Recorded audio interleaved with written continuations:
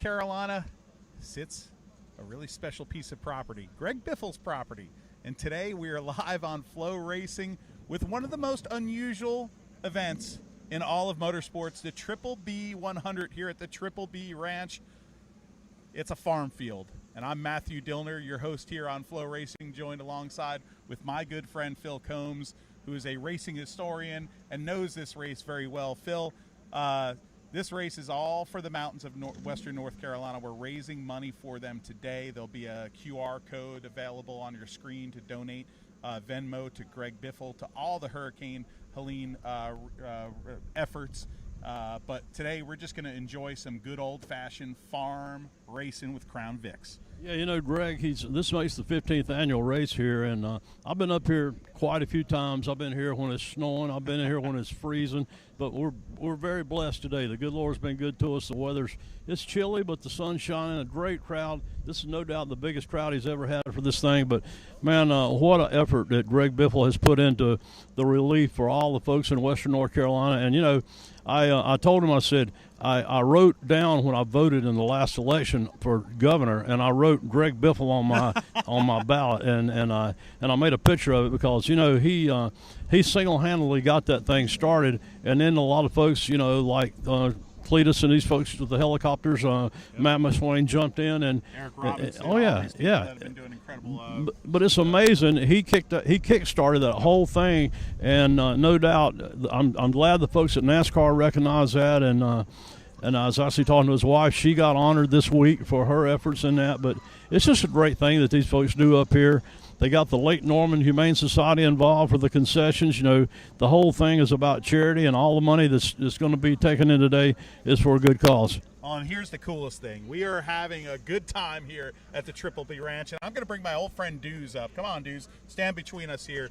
We had a sort of national anthem before we went on air where somebody sang, and Andy Petrie actually flew over with his helicopter. But we can't have a broadcast here for a race on a farm without a proper national anthem. So Steve Disneski, of course, a guy that grew up at Riverside Park in Agawam, Massachusetts, is here for his rendition of the national anthem.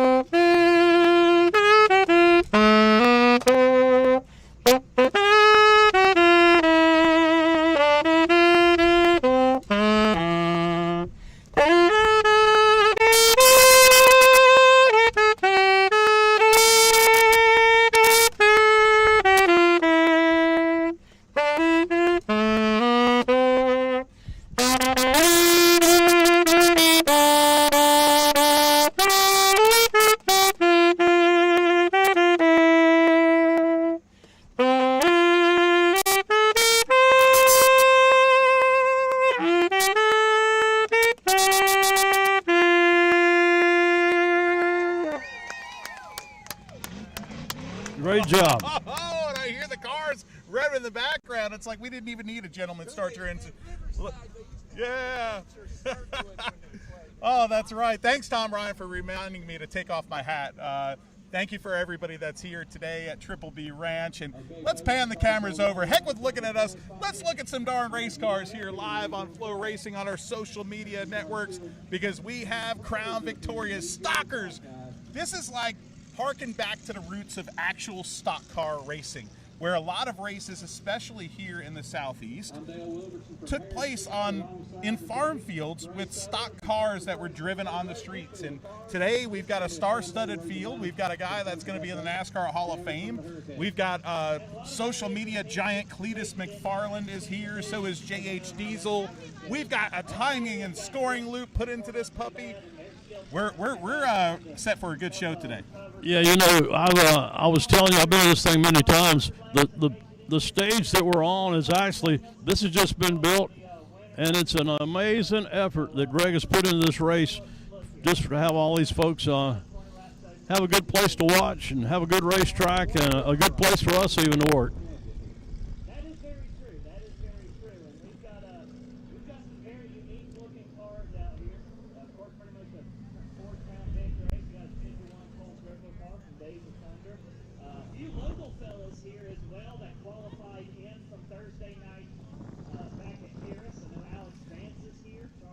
Well, cars are out on the track right now, and you'll see them. They will not be going this slow. We are working in the track right now. This track has had a lot of moisture. We had 3 days of rain the other day here in Rutherfordton, North Carolina, where Greg Biffle's personal property is. That's where you're seeing live pictures right now of the Triple B 100. We are working the track in. Some more cars will hit the track here momentarily. Crown Victorias. This is a division that is basically started. Your Josh Melton, who races over at Harris Speedway, really kick-started it. But here at the ranch, they've been racing these Crown Vic cars for 15-ish years, I'd say, and having this event. But this is a division that's growing like wildfire across America, isn't it? Yeah, we ran them at Tri-County Speedway and all the dirt tracks, and now a lot of the asphalt tracks is picking this up. To tell you how big this thing is, at PRI this weekend,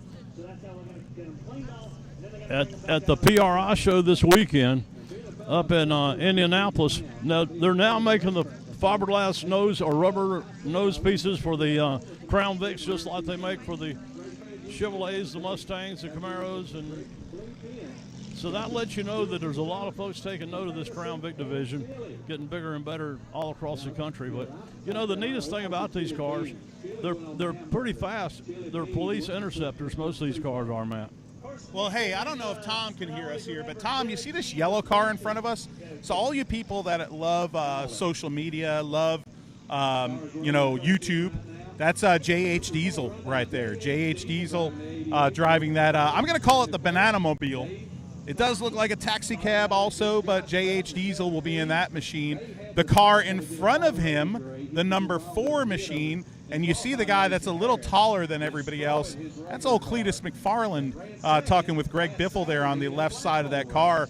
Cleetus making the trip up here to enjoy some racing action.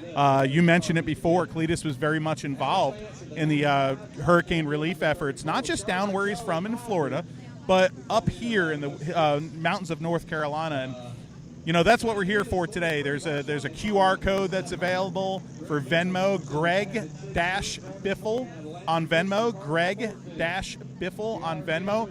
I don't care if you put $10 in there or you put $100, you put $1,000. Everything here today, all the drivers entered, all the people that came on this property, $20 for a carload, and that $20 is not going to some fund and 20% allocated. That is all 100% proceeds going directly to relief efforts. You know, it's so cool that the racing community has jumped in on this thing. I showed Greg a text message on my phone from Johnny Hightower, one of the most famous transmission builders, and used to be a legendary dirt track driver. And he had transmissions that just won the Snowball Derby with actually first and second. Caden Honeycutt, yep. And he said, Phil, find out. I want to send him $500 today. And, that's great. And so and I showed that to Greg, and you know, all this money, like he said, it's not going to go through 2 or 3 people's hands and then on to the people it should go to. It's all going to the people that needs it, and there's a lot of folks really, really need it right now. I heard a report this week that there's so many of those folks' property is going to be condemned, they'll never be able to move back there. So they're going to have to uproot and find a whole new place to live, and I think it's amazing what Greg's been able to do single-handed to get the thing rolling, and then to have, like you said, Cleetus and the rest of these guys jump in to help. Well, I think there's a lot of people that think of hurricanes and tornadoes, and I've been on sites of hurricanes and tornadoes with Samaritan's Purse, and you think of disaster relief, storm damage. Now, folks that aren't in Western North Carolina, it's hard to understand until you see it here firsthand. You know, I was blessed with the opportunity to take some supplies down, a trailer down to Swannanoa. I think it was about 7 days after it happened. The Hurricane Helene at September 25th or so, it came here and struck landfall up here in Western North Carolina. And what people don't realize, it isn't just storm damage. This is now classified a geological event. It changed the topography of North Carolina. I'm not just talking about the rivers, but there was mountainsides that pretty much fell off. So, you know, Biffle, that, you know, he lives up here in Rutherfordton, North Carolina, and you know, he's not just some guy that comes in here and, you know, has a nice big piece of property, and he's a race car driver, a famous race car driver. He's made himself friends part of here, the community. part of the community, and that's example of it. He didn't just go for a photo op. You know, I remember being in Swannanoa and seeing his helicopter. I sent him a message because I saw his helicopter pass over us, and I'm like, man, that is so cool. And for those of you that don't know Operation Hilo, he was very much involved in that. Matt McSwain, Eric Robinson, all those folks did such a great job. They actually took over the Hickory Regional Airport, and I spent a day up there with them. I didn't get a chance to because I had my flow work to do more than like a week and a half of volunteer work, but they're still up there right now. They're sending trailers so people can live, because some people are still living in tents right now in North Carolina, and it is cold and snowy up there, and people are living in tents. So this is a dire situation here. The news cycle has moved on from Hurricane Helene, but the reality of it has not moved on, and this is why Greg is having this race here today. We are going to raise money, and we're going to raise it here on FloRacing, something that a lot of us here, there's a faction of us Flow guys that live in North Carolina, including our cameraman, Tom Ryan, today, and this is very important to us personally. So everybody watching this, wherever you are in the United States of America, we thank you, first of all, for watching and having fun with us, but we thank you for any sort of donation you could give. This isn't going to Greg Biffle's pocket, trust me. That guy is a saint, and there's a few of those guys that should be commended by our country for how they have stepped in and handled this terrible disaster. I don't know if you noticed, but I don't know if Greg has maybe changed the rules on this. I'm not 100%. I'll have to check, but this thing, it's usually a team race. You got two drivers. Well, here's the deal. Now the team drivers, you only are required to run a passenger for one of the segments. So let's tell the fans at home what they're going to see. It's the Triple B 100. 5 20-lap segments, okay? At the end of each segment, they will do a full invert. I'm going to try to run down and grab a word with the winner. I'll try. I'm a little big here. I'm a big guy, so I might be out of breath by the time I run up the hill to do it. But 5 20-lap main events with full inverts and all sorts of craziness. We actually have timing and scoring here. Greg actually installed a loop underneath the ground here last night, so that's going to be incredible. Hopefully when the features start, we should have that all worked out, so maybe we can tell you where everything is running. Somebody just threw down the caution flag. Oh, there's Charlie Minder's car. Oh, look, there it is. There's the yellow flag. We actually threw the yellow. Oh, Mitchell right there. He's the chief steward, race director at Harris Speedway, and Harris Speedway held in Rutherfordton, the local track here, held a qualifier event, Phil, going into this the other night. You and I went and sat in the truck, and then we sat in the stands and enjoyed some good short track racing. Yeah, that was a cool deal that Greg put together because, he had so much interest in this thing. He was afraid he was going to get bombarded with cars and have more cars than he had time to run heats. So he did the invitational thing to kind of narrow down the field because he had a certain group of cars he wanted to be in this race here. And then he had 5 drivers that either raced or got chosen to race from Harris night before last. And, yeah, it was a little chilly, but it was a great night, and I certainly enjoyed going over there with you and seeing some amazing racing. I'm telling you, those guys you thought it was a Daytona 500. Hey, Tom, if you pan over to the left, we've got we got a gray car over there that has a passenger in it. The gray car, he's buckling in right now, so that'll be our first, I think, passenger car. But a few cars qualified from that. Zachary Campfield put on a show, the Gaffney, South Carolina driver. Alex Vance from Waynesville, North Carolina, qualified in. Josh Melton, that was my pick. I kind of harassed Biffle at the end of the race because he didn't qualify technically on the track. But Josh Melton, who's in a 17 car out here, I don't see him. Oh, yeah, he's in a black number 17 on the back stretch. Unbelievable feat that he pulled the other night by making this thing, but he did it in the most unconventional way. Yeah, the black and orange and silver 17 going in turn 1 and 2 right now. They worked on that car till 12:30 last night, I was told. Oh, my gosh. Getting it ready to be here today. Well, let's tell him how he made the show, because I was trying to get our cameraman there, Tom. He's doing a great job. He's on the 17 right now. Josh Melton right there, big old boy. And here's what I love. This is why I think he earned his spot. Because the other night at Harris Speedway, he wrecked. So he wasn't going to make the field. And it was like, oh, no, Josh is not going to make the field. He's a great personality, a great racer at Harris Speedway, right? He helped birth a lot of this racing down here. But here's what was great. I'm like, why is this guy leaving his car? He hopped in a side-by-side and left the car. I'm like, who the heck leaves their car? I've called those people a spoiled brat before in my life. But no, this was incredible. He went to the pit area, grabbed the tow truck, came out, hooked up his own race car, and towed his own race car off the racetrack. So I have crowned Josh Melton the A.J. Foyt of Harris Speedway just because of that. And that alone got him in this field. And, you know, on top of that, they brought us the part that broke that caused him to wreck. It was a brand new piece that was still shining like it just come out of the box. But these cars have a tendency to break suspension parts, and that's the only bad thing about these things.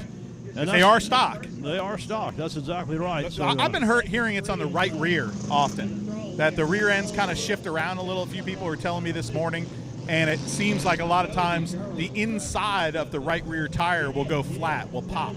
So we'll have to look out for that today. There's a whole crew of it looks like Luigi from Cars. There's a vehicle to the in pit area that is ready to go. Jacks, spare tires. This is no joke here.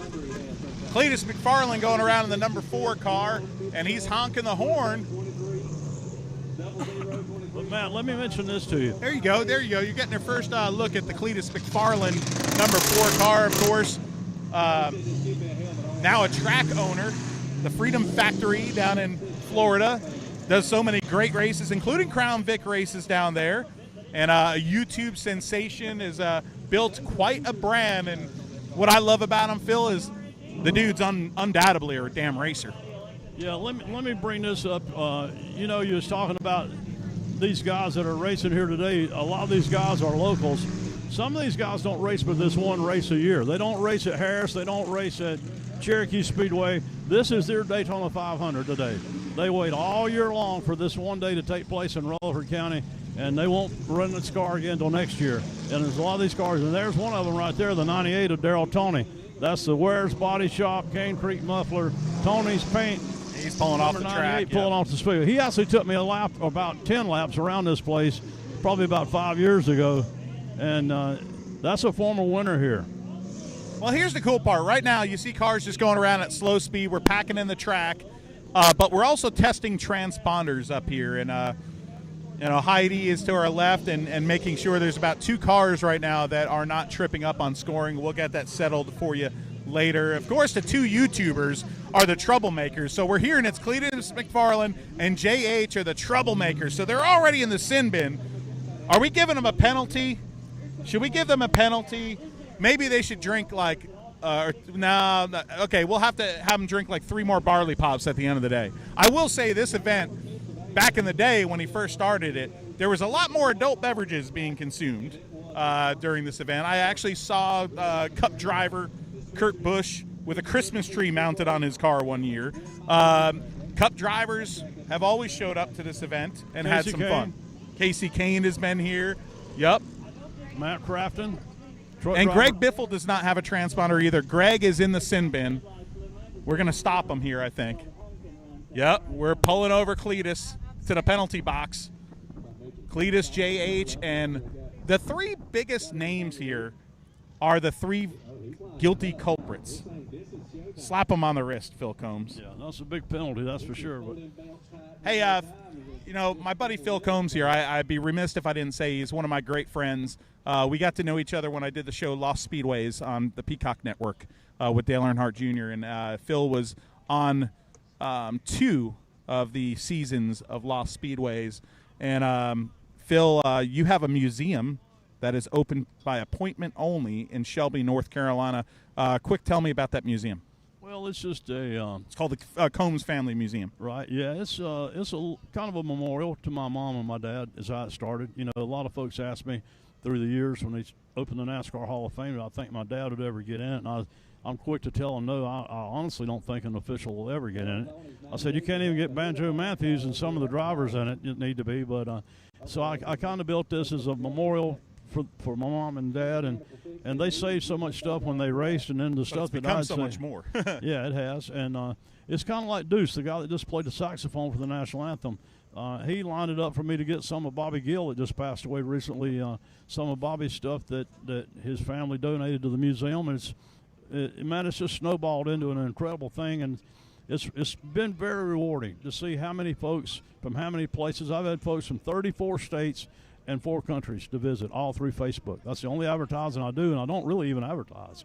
That's just kind of word of mouth. But I've kept up with a pretty good record. But 34 states and 4 countries, I'm pretty proud of that. Well, I'm a proud visitor. Anytime I get a chance to go down to Shelby, North Carolina. So look it up on Facebook, Combs Family Museum. Phil Combs. It's by appointment only.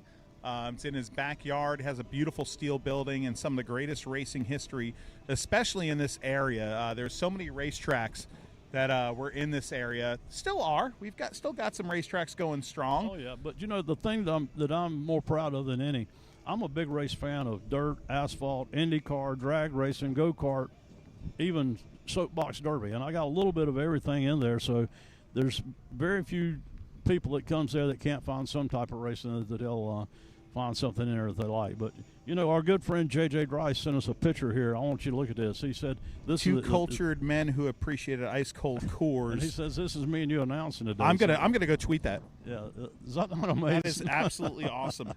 JJ's got a brand new book out too for you folks looking for a Christmas present.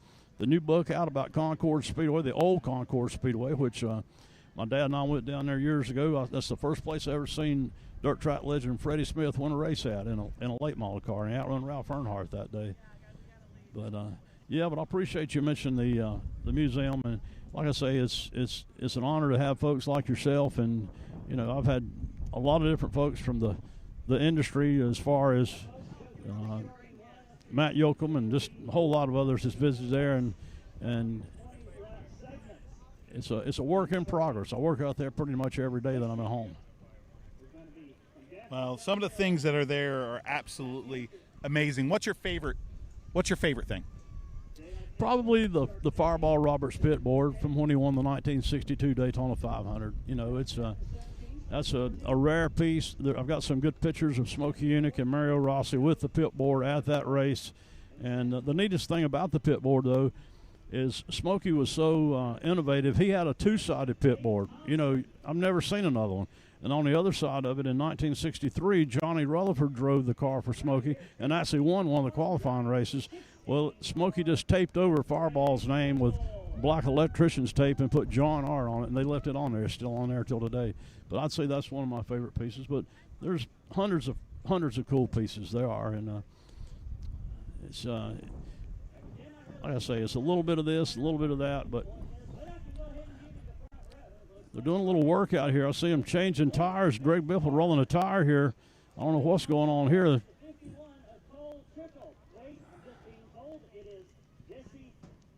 I think we're looking at some of the driver introductions going on here right now, and but I think they are going to take a group photograph here soon. Let's give you a list of who we have on our list of drivers here. We still have 3 cars that we're waiting to find out who the drivers are.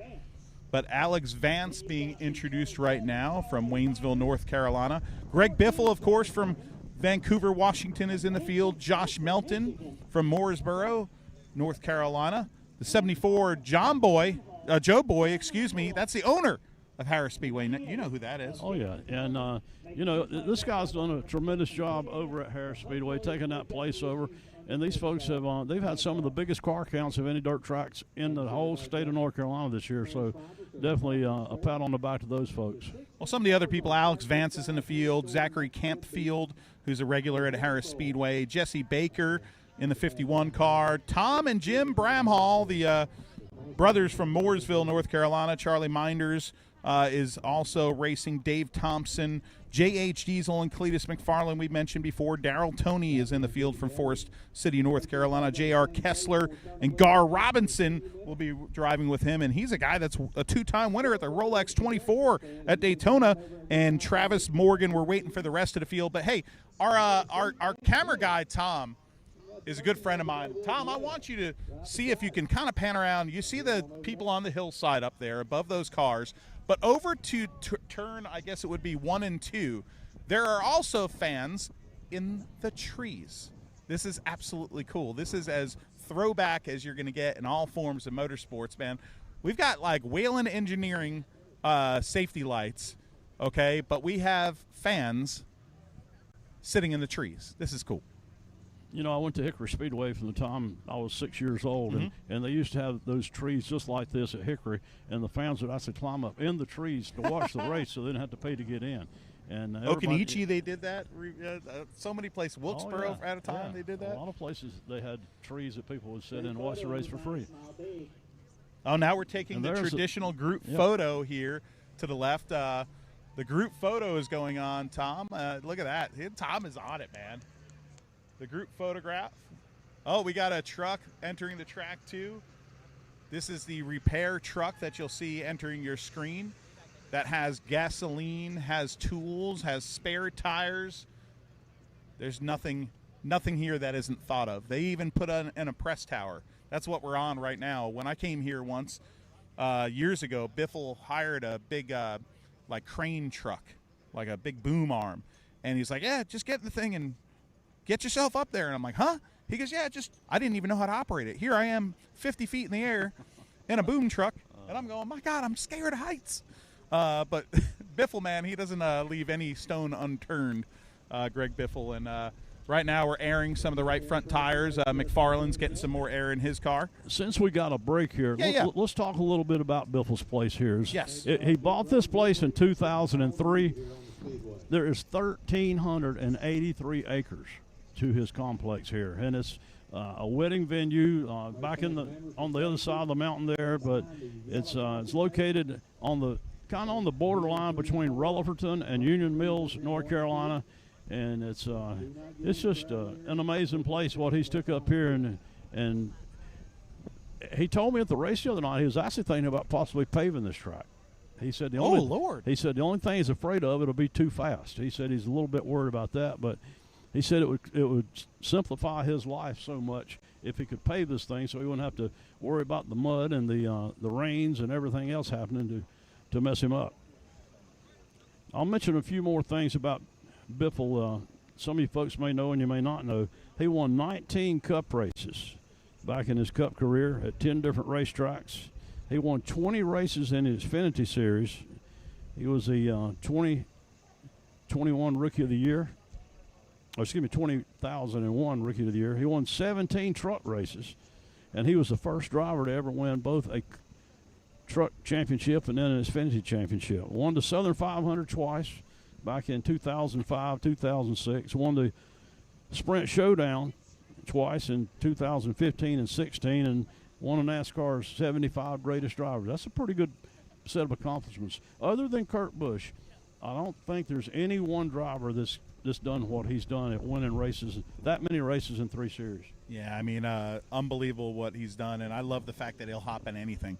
To me, that's a mark of a true racer. So, speaking of racers, you know, I know we're going to talk about his property here in a second too, a little bit more, but I just got a text from Bozy, who's a big guy.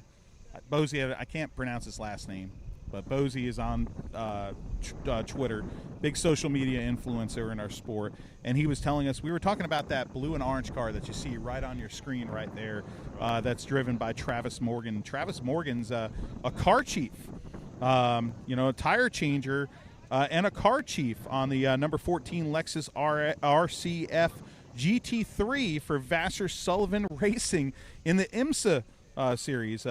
You know, they're 2023 IMSA GTD Pro champions, and that's pretty cool because Gar, who's his passenger right there, is also a racer who's won the Rolex 24. So twice. Yeah. This is star-studded field. Oh, it is. I'm telling you, man. And Biffle's got a lot of interesting friends. And, you know, you mentioned those 3 cars that we don't have drivers for. If I'm not mistaken, those are 3 spare cars that Biffle's got in case somebody, you know, it's not like you have to drive the same car the whole race. And this happened, I think it was last year or year before last, that Matt Crafton's car had a problem. And like the second segment, well, Matt swapped cars and ran another car the next 3 segments. So, oh my gosh, there you go. He keeps some spare cars, so if you break something that's not fixable, you can still jump in one of the spares and finish the race. You know what I love about this? This reminds me of my favorite video game being here today. What's that? So I'm not a big video game guy, but back in the PlayStation 2 days, they had a game called Test Drive Eve of Destruction. I could play that thing 24/7. I'm not a video game guy. I remember one time Johnny Sauter and I drove in a party van. We weren't partying, but in a party van. Our buddy Kenan Marshall was driving it, and he drove us all the way the 6 hours to Richmond Raceway. At like, I think we left at 10 o'clock at night. And Johnny was like, "Yeah, we're gonna sleep." I'm like, he's like, "But I brought the video game so we could play maybe Dirt to Daytona." I'm like, "All right." So we started playing that. I'm like, "Dude, we got to play this game." He's like, "Nah. Dirt to Daytona is good, but Test Drive Eve of Destruction, demo derbies, just figure 8 racing, bus racing. We played it all the way to Richmond." And that's what this reminds me of. No frills, stock cars, and I mean, this is going to be a lot of fun today. If you're tuning in on social media right now on FloRacing Social, let's remind you this is the Triple B 100 at Greg Biffle's Triple B Ranch in Rutherfordton, North Carolina. 15th annual. Well, actually, it's the 15-ish semi-annual. Yeah. Greg Biffle. Yeah. It's an ish. We should throw an ish in there. He thinks it's the 15th. Yeah. Right? Yeah. It's funny. We got to work. Maybe I'll work on. I'm a history guy. Maybe we'll work on the full history of this race because Biffle was texting me the other day. Put J.J. Grice on it. J.J. Grice, if you're listening, you can start getting to work on it. JJ There's no newspapers about it. So, but he was telling me Jesse Baker, is a champion with Sonny Hutchins in the Biffle 100, 2016, 22, and 23. Kurt Busch has won this race before. Greg Biffle, of course, has won it. Roy Yelton has won it. I believe Roy might have won it more than once. And Roy actually sang the first national anthem we had. Oh, so that was Roy down there and before. Actually, Roy built and owned the 98 car until he sold it to his co-driver, Darrell Toney.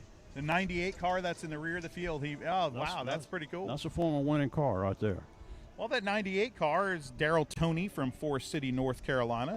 And Darrell, when Greg moved here and built this place, they didn't know each other, but Greg hired Darrell to do all his painting. He painted his house. He painted his buildings. He painted everything Greg owned up here. And they became friends. And then when he built this, Darrell's a go-kart racer. And I raced go-karts with Darrell for years and years. And so they became friends. And I think Darrell actually, he was one of the very first drivers that raced on this racetrack when they built it. Well, this place looks a lot different than the first time I came out here. It's still the same circle. It's still about 1/8 of a mile. There's no real straightaway here, but I like what they've done up on the hillside. The little grandstand kind of deal up there. We've got some music playing in the background. People are jamming to some tunes. We're going to even have a special surprise pace vehicle coming out here in a little bit to lead the field. Hey, and folks, let's remind you too, today is about charity. If you're watching on Facebook Live or on YouTube Live with FloRacing right now, Venmo, Greg-Biffle. Greg-Biffle. I'm even got it on my phone right here, Tom. Greg-Biffle.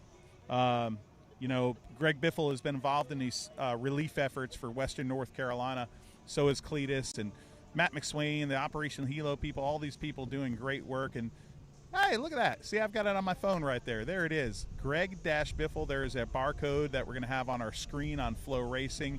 But right there, if you've got a smartphone, you can easily donate. And I don't care if it's $5. Man, I hope my nails are nice and clean. I was working in the mud before.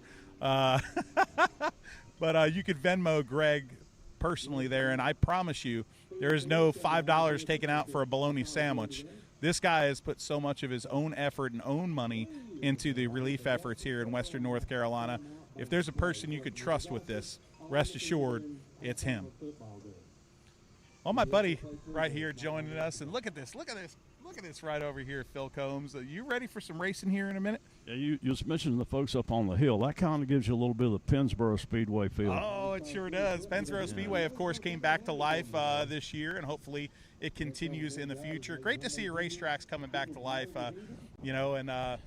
sitting on a hillside is a lot of fun, sitting in the trees. Let's mention the Lost Speedway show from Pennsboro for a second. You guys were up there on a cold day, and all of a sudden it started snowing. And that made it so much cooler than I thought. It almost, I'll be honest with you, it got me a little emotional because we were standing out there with the Jim Dunn car, the D1 dirt late model, a legendary car, a legendary driver, the greatest Cinderella story. I don't care, not in racing, in all of professional sport, in my opinion. And to stand out there, and we're in the middle of an interview with Rocky Carr, who was on Jim Dunn's pit crew. Dale and I are interviewing him about the Jim Dunn story. And all of a sudden, he started talking about the miracle in 1980 and comparing it to that. And as soon as he started mentioning it, snowflakes started falling. And I remember being in this interview looking around me, and it was like being in the middle of a snow globe with a dirt late model. And it was like was like a real life fantasy of like, is this really happening? When you're in the moment, you're thinking, is this really happening? But so blessed to be able to do that. And yeah, the hillside right there, that does remind me a little bit about Pennsboro there. We even have the lone bathroom up there for all you hikers on the facility. You can hike up there. We got another one behind. You can hike up there, and that's your restroom. There's a porta john down here. There's an old school outhouse too. Yeah. Wooden outhouse. I'll tell you what I think this race today is going to do, though. This is going to open this thing up to so many people that never knew about it. Well, it used to be an invitation only. It did, and I really and truly think this thing is going to snowball next year into Greg's going to probably have to have a couple of these invitation races to narrow down the field to get in this thing today, because I look for next year probably 40, 50 cars trying to get in this race. Well, here's the cool thing. I was just told by our producer, Matt Smith, with FloRacing, the QR code is on your screen. So, folks, if you get your cell phone up to that QR code, if you like the racing that you're going to see today for free on Facebook Live and YouTube from FloRacing and from Greg Biffle, we're doing this live. We're doing this free. We're doing this for a reason, and that is for Western North Carolina. And the music has started, and we are almost ready to hop in these cars. Let's remind you the Triple B 100 isn't a 100-lap race. It's segmented. 5 20-lap features, and then what's the interesting part when we take a break between each one? Yeah, and the segment part of this thing. Greg mentioned this the other night at the Harris drivers meeting. If you heard, he was talking about they used to take and have a beer break. No more beer breaks. They would stop and drink some beer, and when they finished drinking their beer, they jumped back in the car and raced 20 more laps. I remember those. Yeah, those are fun Triple B 100s. Yeah, a lot of interesting stories out of this, but I think they've kind of wiped that slate a little bit clean. Yeah, we're going a little more family friendly. We got a lot of kids here today and having a good time, so it's a little different. Riding their bikes around and having a good time, and it's a lot of family people here, and that's a cool thing that Greg's got so many friends over in the Mooresville area. Hey, let's mention too about the concession stand. And I made sure on this. I need to go get a grilled cheese. It's right here behind us. I think Tom Ryan, you need a grilled cheese, right? Yeah. Tom Ryan, our cameraman, wants some soup. Greg and his wife are both very involved with the Lake Norman Humane Society, and they're the ones that's running the concession stand. You can get a grilled cheese and either a tomato soup or chili and a drink for a certain price, and all that money goes to the Lake Norman Humane Society. So that's awesome. Greg's not keeping any money out of anything. Americana here, and for a good cause. Yes.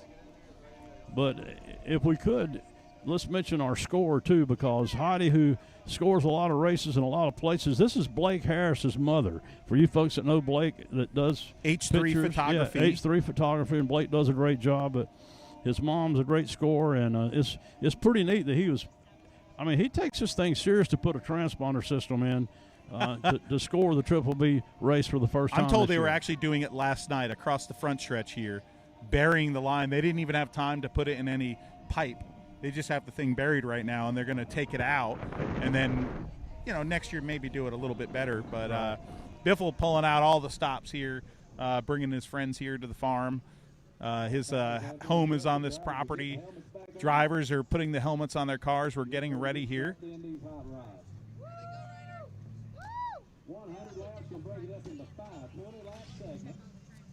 So I think what we're going to do is we're going to have a short practice session. I believe we're going to have a short practice session, and then there's going to be the Triple B 100 after that. We'll remember, folks, riveting, edge of your seats. We don't know the exact format. It'll be a mystery to you viewers at home as well. But I rest assured one thing, you're going to see some wild action on a farm here with some Crown Victorias. Look at Cole Trickle's car at the front there. That's the Rowdy Burns Mellow Yellow machine, number 51. Hey, that was my dad's race car number, so. Oh, boy.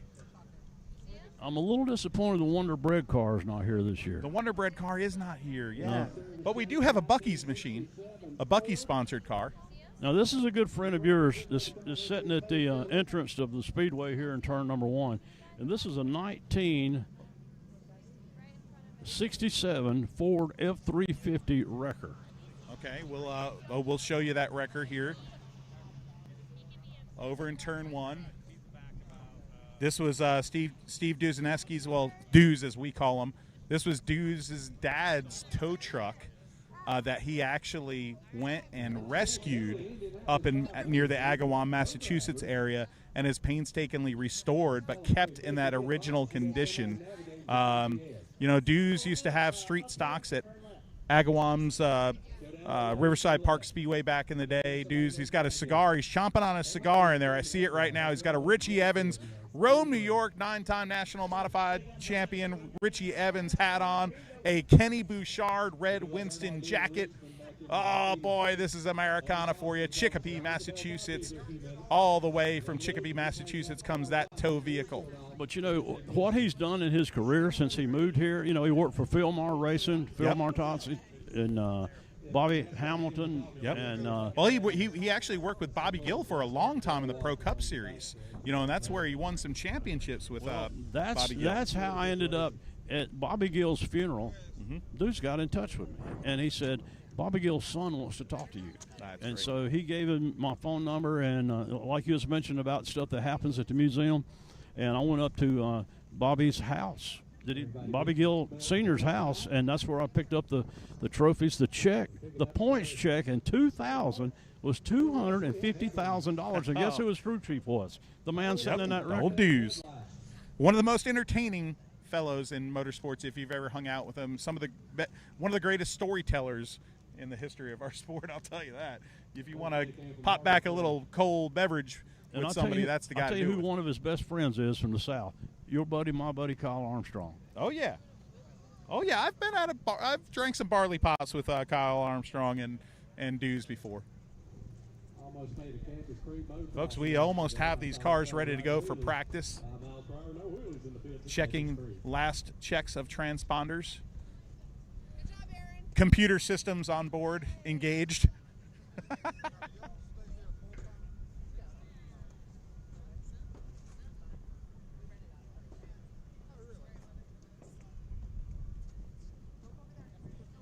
You want to mention what the winner gets? I want to tease it, but I don't want to tell them the truth. Okay. Because there is a big rumor going around about it. I know. Yeah. We'll have to get back to it. Folks, there's a big prize for the winner, not just a trophy. Oh, here we go. The tow truck is out with Old Glory on it. The American flag pacing the field. This is your first look at the full field of Biffle Triple B 100 cars, the stock cars circulating this eighth of a mile circle in Rutherfordton, North Carolina. I'll tell you what I think we do have today.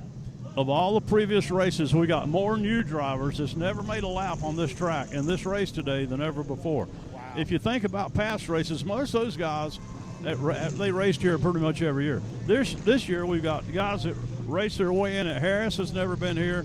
You got Cleetus has never raced here. You got J.H. Diesel's never raced here, and it's going to be a learning experience. I've been around this place in that number 98 car as a passenger, and it is a lot faster when you're out there than it looks standing here. I'll tell you this, I don't want to be a passenger in anything. So I would say, no thank you. You're a brave man to be a passenger in a race car. Oh, Deuce is blowing the horn. We've got the flyover. Andy Petrie with the flyover. Andy Petrie with the dramatic flyover here. A surprise flyover from Petrie. Buzzing the Triple B 100. I thought we had incoming. I was like, what is going on?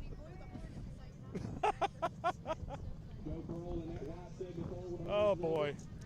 All right, the flagman, that's Steve McIntyre up, and you can barely see him from. Let's see if you can look up in the trees. You see his flags. Oh, here we go. We get the flyover again. I hear it. Oh, that's a different one. That guy's an imposter. He's an imposter. Oh, we are going with the main event here, is what we're told. We are adjusting timing and scoring to reflect that. We are going to start with the main event, segment number 1. Who needs practice? This isn't Allen Iverson Central here. We don't need practice. We're just going to race. I like it. Another flyover. We got helicopters flying all over. This race is so popular that people are flying in their helicopters, Phil, just to watch from above. Pretty amazing, I'm telling you. So let's see. 1, 2, 3, 4, 5, 6. You guys get to hear me count live. This is really bad. How many cars are out there, Phil? 16? Something like 15 or 16, something like that. You could count quicker than me. I'm 1, 2, 3 Earnhardt. Well, yeah. They're going to let the cars roll around one more time, make sure we have everybody on timing and scoring here. Something else brand new. You see that on the tree down here, they got lights this year. Yeah, they have time. They have lights. Yeah, Whelen Engineering lights. Also over in in turn. Look at that. We're playing safety here. I'm telling you, he's made a lot of improvements here since last year. I'm going to pull up the timing and scoring here on my race pass. Jesse Baker. Let's see.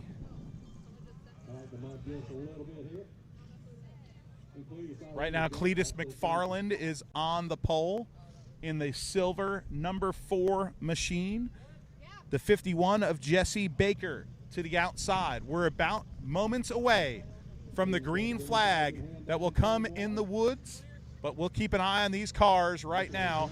Standing start, green flag is out. The Triple B 100 is underway. The mountains of North Carolina, you're not forgotten, and today we're racing for you.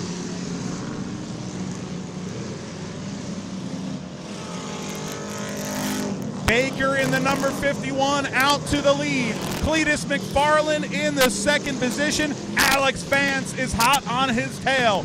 Vance in the black number 96 chases Cleetus McFarland. Battle is on for 4th position. Charlie Minders right now takes 4th. J.H. Diesel, it's like he's got a cinder block on his back. He's going to the back of the field fast in the yellow 88. Coming to lap traffic right now is the number 51. Jesse Baker in lap traffic.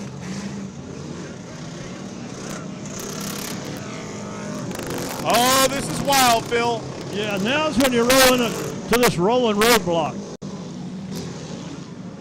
There's your leader, the number 51. The 51 is your leader. He is caught lap traffic right now. This tight 1/8 of a mile oval. Yeah, double fall. Both. Now, I want you to tell the sponsor on this black car. The sponsor on the black car is Itty City. I think it's the Itty City 00, but it's a number 1 car. I think that's all the letters, right? It's the Itty City car. Oh, J.H. Diesel almost spins it out. Lap traffic is like the Long Island Expressway. Now side by side for second. Side by side for second. The number 4 car, Cleetus McFarland, trying to hang on.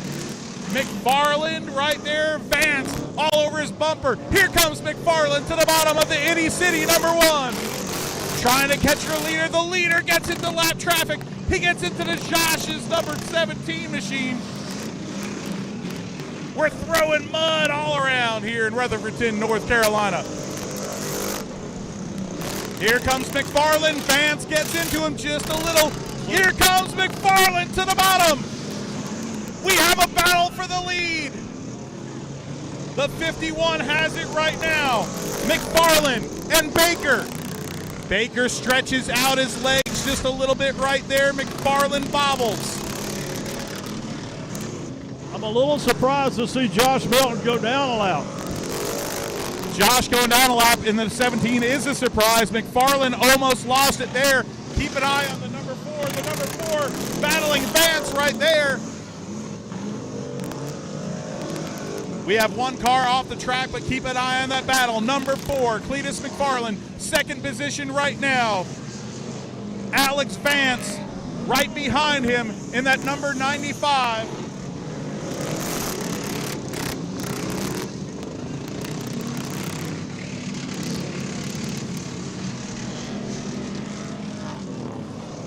Vance going for that second position. This is the battle on the track. We're not showing anybody else right now, but 5 laps to go. Can he hang on? Baker has a passenger. Cleetus does not. Vance does not. We have a spinner. The number 8 has gone around. We have a car stuck in the infield. The number 8 has spun around. He puts it in reverse. Charlie Meanders is in 4th. Actually, he is not.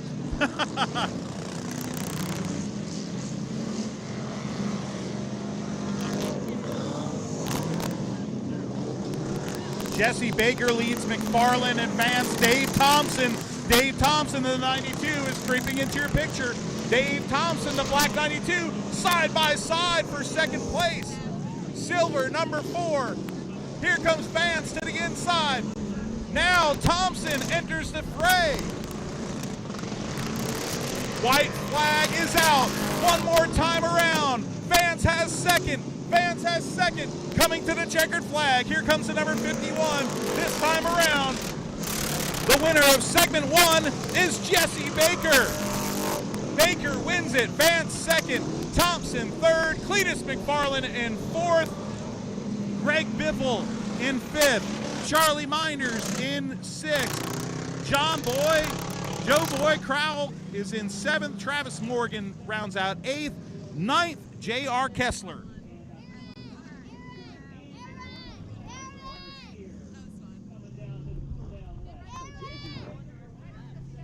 So that's going to do it for the first segment. 20 laps down, 80 laps to go, and my buddy Matt Dillner's heading down to the speedway to get a word with our winning driver of the 51, Jesse Baker.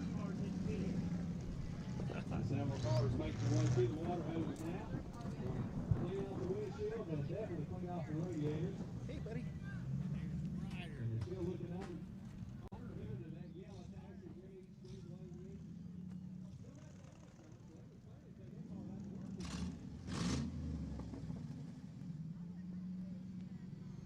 All right, Matt Dillner down on the speedway, making his way over the other side of the cold trickle, mellow yellow, number 50. Oh, you don't have to get out if you don't want to. And Matt, take it away down at the winner circle. Climbing out victorious from segment number 1. You got the helmet there. Man, you got a lot of beard coming out there. That's kind of like having a little safety underneath there. Tell us about that battle there. Lap traffic was tough, wasn't it? Back markers are in the way. We got to do something about that. I mean, that's just what I do. I'm a winning machine. You're right. Yeah. I mean, we come here to win, and that's what we're going to do. All right, Baker. Did your passenger slow you down, or were the bib overalls the key to the speed? It had a lot to do with overalls, and, you know, he keeps me calm down, just tells me to do my thing. How did he keep you calm? Well, You like singing? yeah, he's singing to me. He's like, these boys ain't got nothing on you. That is awesome. All right, we'll roll. Hey, Cleetus, come here. Oh, Cleetus got to grab his hat. Did you finish second or third? Did he get you on that last lap? I think he did. All right, we'll say. Ahead of me, but I passed him in the traffic. So Oh, you did. All right, tell me about your first experience here, Cleetus McFarland, at the Triple B Ranch. I'm gonna be honest. I'm bad at driving on dirt. There's no other way to put it, brother. I'm not good at being on dirt, but I had fun. Well, you didn't have a passenger, and Baker says that the key to the speed was the bib overall passenger. Are you going to have to find somebody with some bib overalls to get the speed in this number 4? I think it's all just me doing bad. So I'm gonna do my best to get back out there and just drive a little better. All right, we're going to get you some overalls. Thank you. All right, here we go. Back up to you, Phil Combs. And I've got to run here because, you know, the booth, there's no, like, fancy escalator or elevator. Hey, Tom. I just got to run up the back. Thank you, Matt Dillner. And for you folks at home, again, that ends segment number 1. 20 laps down, 80 laps remain in this thing. Now, we'll invert the entire field. So, unfortunately for Mr. Baker, he's going to have to go shotgun on the field in the next segment and try to work his way back through. And I tell you, passing was tough. You've seen some of those guys able to make a little progress, but some of the ones that I was picking to be some of the favorites, including Josh Melton, ended up going a lap down.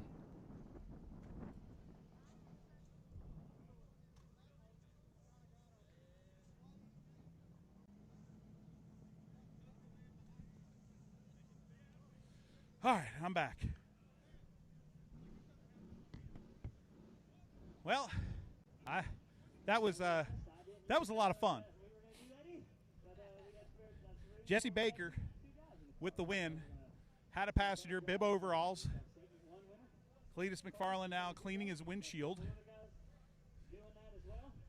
Hey, you missed the spot. Well, take that, window cleaner.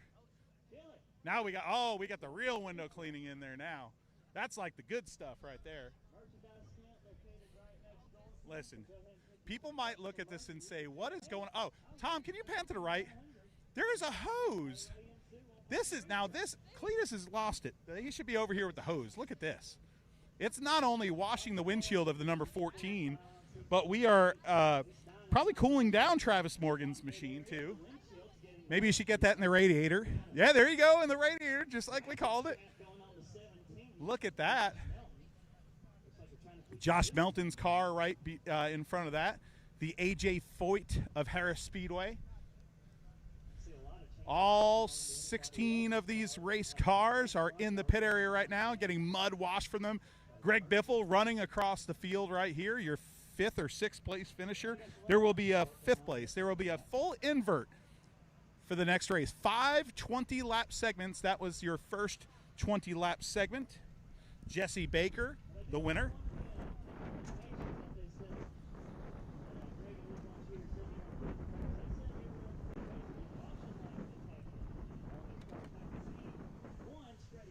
So here, we like to have a lot of fun on FloRacing as we look at Biffle running there. Tom, our camera guy here. Tom, what did you think of that first segment? It was chaos. It was bedlam. It was fantastic. Door-to-door handle. Great racing all through the pack. Gotta love it. Gotta love it. Talking to everybody up here. Big-time influencer on social media, Tom Ryan, and that other guy, Cleetus McFarland. I should have asked him one question, Tom. I should have asked him how come JH sucked so bad in the Flying Banana car. I don't know why, but that car was not good. Cinder blocks. It was like he was wearing some old mafia shoes, sinking down to the bottom of the ocean. He was sinking to the back of the pack. Final prep. We only have a few minutes before drivers are getting back in their cars. We're going to try to get all 5 of these races done by 4 p.m. 4 p.m. It is now 12:44 p.m. Eastern Standard Time. We are watching the Triple B 100 live on FloRacing social media channels. There is a QR code to Greg Biffle Venmo. Please donate. Think about, if you can, donate to the Western North Carolina Recovery and Relief Fund. Greg Biffle is personally doing that with a whole host of others since Hurricane Helene. And today, after all that hard work since the end of September, today is a day, last night and today, where Greg and his whole group is breathing a sigh of relief and concentrating on having fun here on the farm with some stock cars. But instead of just having fun, doing it for the right reasons. $20 per carload here on the property today. 100% of proceeds go to Western North Carolina Relief. That is awesome. It's about time to open a sun drop. I see tomato soup. I see tomato soup and grilled cheese sandwiches.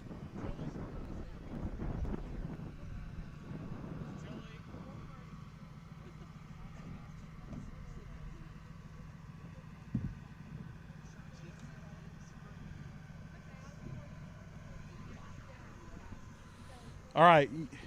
You know when you get a fat guy on TV, he's going to, in particular, this fat guy, he's going to talk about two things. He's going to talk about race cars, and he's going to talk about food. What do we got here? We've got tomato soup and grilled cheese. This looks good. How come it was sitting on the ground and not in your hand? I was shoving my face with Doritos. Oh, so you chose the Doritos over this? I mean, Tom, look at this. This is good. You should take the Dorito and use that as a soup scooper. Well, I was actually just drinking it. Oh. We could get her a straw. But, hey, concession stand here also going to charity. Everything here out on the property is. You having fun? Absolutely. Scale of 1 to 10.5. 11. I like it. There you go. Oh, man, we're having a lot of fun here. Look at there's even way in the distance, there's a mountain top that you could see. You see it right there. Yep. Great shots by Tom Ryan here on FloRacing. Greg's property here is absolutely beautiful. I just really wanted that soup is what I really wanted. Yeah, you know we got a couple special guests in the house here. I just found out. Who do we got? Carrie Bodenheimer.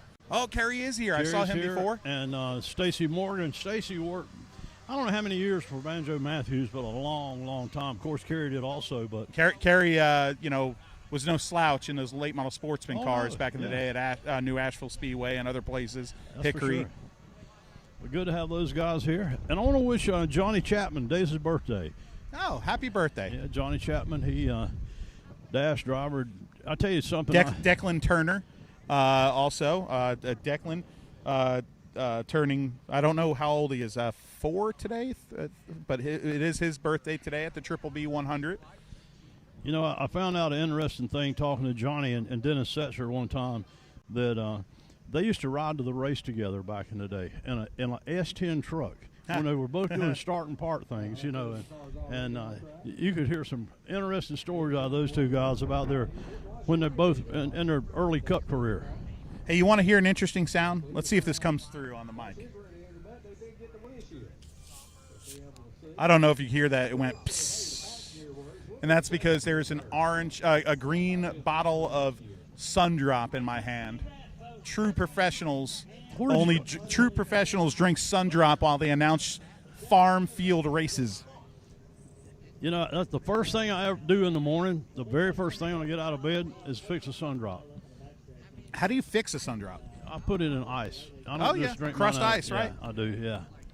And that's. I love going to the Whataburger locally here in North Carolina where they put the cherry syrup in. It's not the cherry lemon Sun Drop that you buy in the store. Sun Drop and Cheerwine are to North Carolina what egg creams and pizza are to Brooklyn. Really? Yeah. Have you ever had an egg cream? Never have. No, I'll make you one sometime. It's really good. It's seltzer, U-Bet's chocolate syrup, seltzer and milk, mixed vigorously. It's a Brooklyn soda drink. Hey, there's the overalls, the winning overalls now walking into your frame. I think the winning overalls, and you see, notice, Tom, the stagger on his boots, okay? Yeah. That's an oval track setup there. The stagger on those boots, he had the left boot, the jeans were in it, and the right boot, the jeans were over it. Now they are switching positions. I don't know who the other driver is, but they're switching spots here. We're just going to call them both Jesse Baker. All right, you know, they talk about home field advantage, and all kind of, basketball or football, Yep. basically. This guy's got home field advantage. He lives in Union Mills, which is right across that mountain right over there that you see to the left. That is Union Mills. That's where it starts.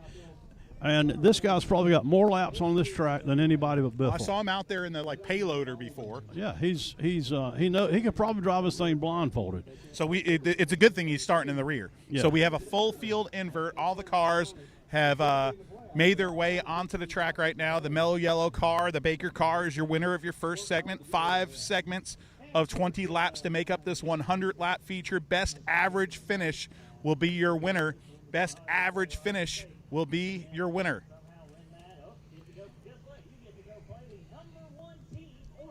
I think I'm going to reveal. I think I've just decided this, and we're going to produce this on air live for the viewers. Give you a little look behind the scenes here as we think and just talk. I think we're going to reveal what the winner's sum is, the winner's prize monetarily in victory lane of the final. Okay. I think we'll do that. We'll keep it a secret for you viewers on FloRacing, but there's a big money prize coming to the winner of the Triple B 100. And Greg always comes up with some kind of a unique trophy for this race also. Oh, I got a peek of it. It's beautiful. Is it? It's beautiful. And let's just be honest. At the end of everything, I don't care if you run the Daytona 500, the Indy 500, or what. The money's going to be gone eventually. What you going to have? The trophy. You're going to have a trophy. And that's the. And even if it's Kyle Busch or whoever, a lot of these guys, they treasure these trophies. Yeah. And whoever wins this thing here today, it's like the race we were at Thursday night. Yeah, at Harris. Yep. It was only one winner, and he got one trophy, and that was so cool. That was a beautiful trophy that they got at Harris Speedway. I can speak for that because my racing career, unlike you, Phil, who won races at several different racetracks, in your racing career, my racing career was riddled with second-place finishes, almost like it was the common cold. It was second place, second place, second place, second place, second place. Second place is like Mr. Runner-up. But the 2 times I ever got to win anything was an enduro race at Black Rock Speedway in upstate New York, Dundee, New York, run by the famed Hogue family. And even though it was an enduro race, I cherish those trophies. Oh, yeah. Love them. I won an enduro race at Tri-County, of all places. Oh, there you go. Yep. Back in. Well, you've raced at a lot of racetracks. I know, we spoke about J.J. Grice's book. He also has a book about Metrolina Speedway. That's a place that you won at as well. Yeah, 4 times. Very proud of that because if you look at the list of drivers that won there 4 times that my name's with, it's amazing. I mean, Butch Lindley's one of them, and a lot of, I think Ray Hendricks was one of them that only won 4 times there. But Ray Hendrick, of course, what I consider to be the greatest Southern modified driver in the history of Southern noticed modifieds. the hat laying on your dash, the Ray Hendricks hat. Yeah. Very cool. Roy Hendrick just passed, Ray's son, and Roy and I became friends a few years ago, and Roy gifted me some of Ray's 2 of Ray's trophies from Metrolina, and I hold them close to me like it's one of the greatest things I own. All right, we're getting ready to go back green. We're going to do the standing start? Yeah, we do the standing start. I believe they're going to do it on every. Yep, we got to get the race director from the infield. I'm going to open my cheese sticks because, I'm seeing all this soup. I'm getting hungry. We got the sun drop, but we don't have Nabisco. Oh, we're still under caution. We're not going from a standing start yet. Everybody was just rolling over the transponder probably to make sure they're noticed.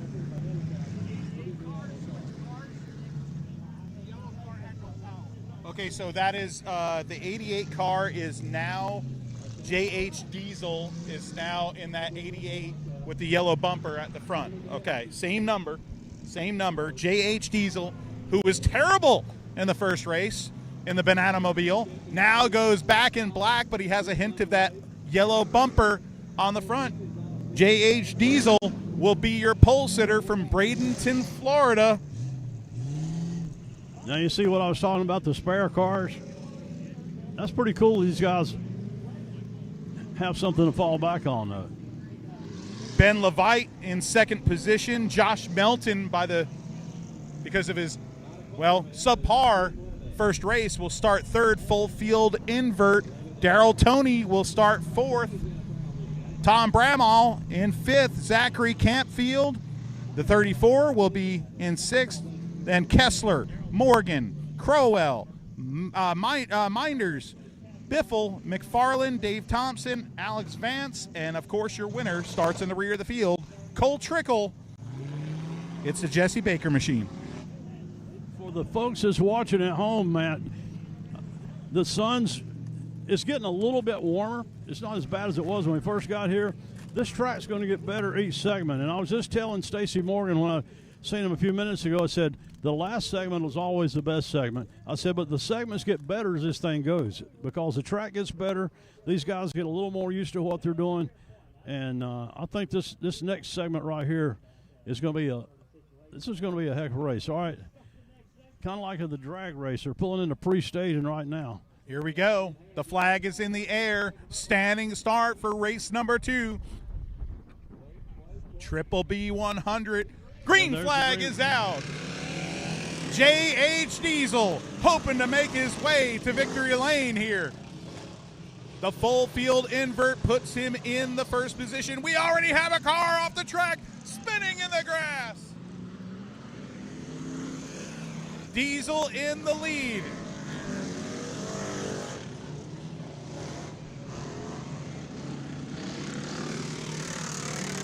Josh Melton in second position.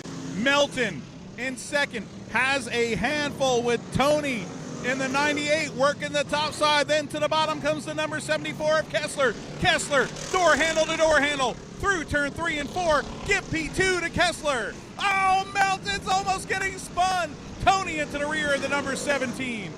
Now looking further in the back of the field we go. Big battle in the back of the field. Some of the fastest cars here are mired deep in the field. The number 16 of Greg Biffle. 16 of Biffle. Number 16 of Biffle. Oh, we got a car up in the hill. A car up in the hill. The 74 is riding high. Not afraid to die. Can you do it, Jack Hewitt? Woo! The number 92 has spun to bring out the caution flag. Dave Thompson is hung up.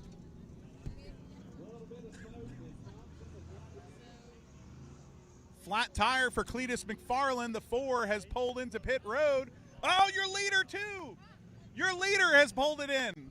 He just pulled in. 88 was your leader. The 88, your leader, J.H. Diesel, has pulled in with trouble. Thompson in the 92 car. That's a couple of brothers here racing. And actually, Thompson from up in Hendersonville, North Carolina, 57 years old. Right now we're looking at that 74 car. The 74 car on your screen, that is Kessler's car, who went for the wildest ride I think I've ever seen. He was up 3 stories on that banking. That car is smoking. Those fans got an up-close look. Oh, I think he's pulling off. Dews is running on the track.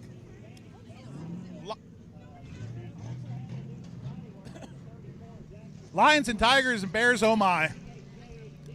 I think about choked on a cheese stick when I saw that car flying up there into turn 3 and 4. I've never seen a car that high. I think he got up to the second tier. Look how close he come to the pole where the light's at. You see his tire tracks right down below it. Tom, zoom in on that. You see the light over there? You see the light post over there? That light post, he almost hit that light post. That was amazing. So Cleetus McFarland getting a tire change.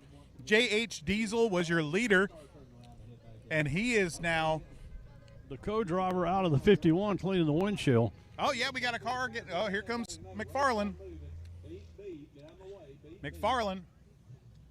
That is a nice safety enhancement feature that The 88 is still on in the pit area. Your leader has pulled off the track, relinquishing his top spot. The number 92 is sitting. It looks like he's sort of hung up there. I think we're getting out a tow vehicle. The Bobcat. The Bobcat is on its way. Folks, this is what? We might have knocked the radiator out. This is going to be interesting, folks. You know I love tow trucks. Well, we don't have tow truck here. Oh, no, he's got it. We don't need the Bobcat. So this looks like it's going to put Daryl Toney as your leader. I think Daryl Toney will be your leader, the number 98. 98, Daryl Toney. Josh Melton will be lining up second. I believe this puts Greg Biffle up to the third position. He was making hay.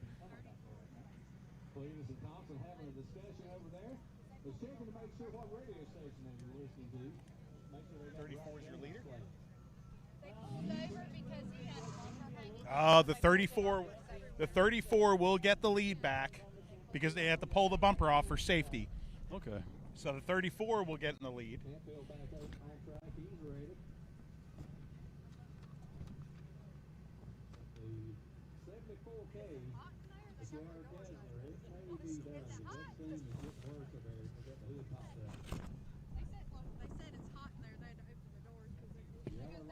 Yeah. Oh, look at this. Look at the car with the doors open. You can see it on your screen. They're saying that it's really hot inside that vehicle. There's a windshield on the front of that one. So they got some airflow going in there. Oh, this is awesome. Your leader, Campfield, he raced his way in Thursday night, if you remember, over at Harris. Yes, he did. 21 years old, out of Gaffney, South Carolina.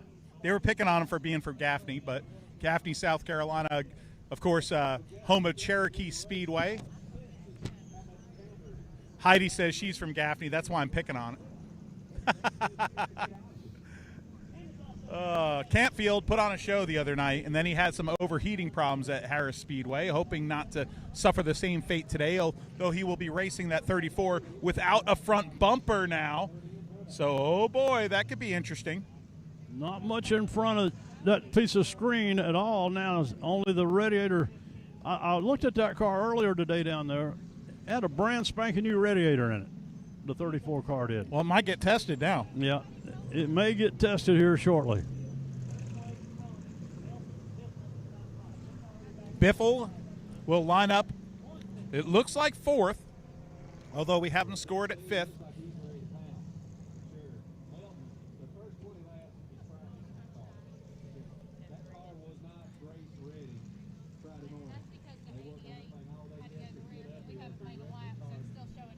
So it still shows the 88 as your leader, but he is now joining the rear of the field. Your leader will be Canfield, the number 34. Daryl Toney in second position. Josh Melton, 17, in third. Greg Biffle in the silver, number 16, will line up fourth. The Itty City, number 1, will line up fifth. That's Branfield's car. Itty City.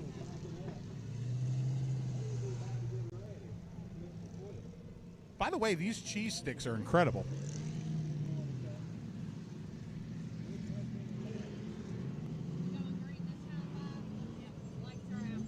Lights are out. We're going to go green, Phil. Yep. Call them to the green, buddy. The go sign is out for your leader. And that 34, Campfield, bringing them down to a slow crawl out of turn number 4. Steve McIntyre waving the green flag, and here we go.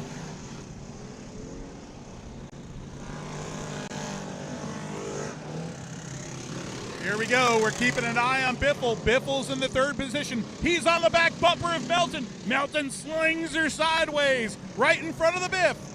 Rear bumper starting to show some flex. Here comes Biffle like a catfish. On the bottom, he lurks through the mud. The 16 now give him P3 as they're side by side. The 74 slinging some mud, trying to make hay. On the outside is Kessler. Kessler switched cars. He's in another vehicle. He's making hay. Here comes the 51 of Baker. Baker, your winner. Up to fourth, the number 51 of fourth. Now we got a brouhaha over here. Cars everywhere. The Itty City car, Melton's car going for an infield journey. 3 wide. Halfway. Watch that 74 on the outside making hay the hard way. We've got a hood up. Your leader has spun. The leader has spun. The Itty City car spun. Bedlam here. Your leader, Campfield. The bad luck continues. The hood's up. The Itty City car has hit the berm. Yellow flag. That's a lot of stuff happening at one time. The hood flies up on your leader. They crash off turn 4. He's got an interesting hood on that car, too. Yes, he does. But the GoPro is now missing. Oh, the GoPro on the front of the one car is gone. You said it wouldn't last long. You was exactly right. Caution is out. Hey, Tom. You see the GoPro mount on that car, Tom? There's a little stick sticking on the front of the Itty City car. The GoPro's gone. So I wonder where the GoPro is. Folks, if you see a GoPro, we'll have to find it. They got one on the trunk. It's still there, but the one you predicted that So one half last the long. half the GoPros are gone. He's batting 500. I wonder where that other GoPro went. So Campfield pulling out from the infield. There you go. Campfield, the number 34, was your leader. I love the fact that Tony's number 98, your leader, is trying to get some air into the cockpit of that machine because it's hot inside there.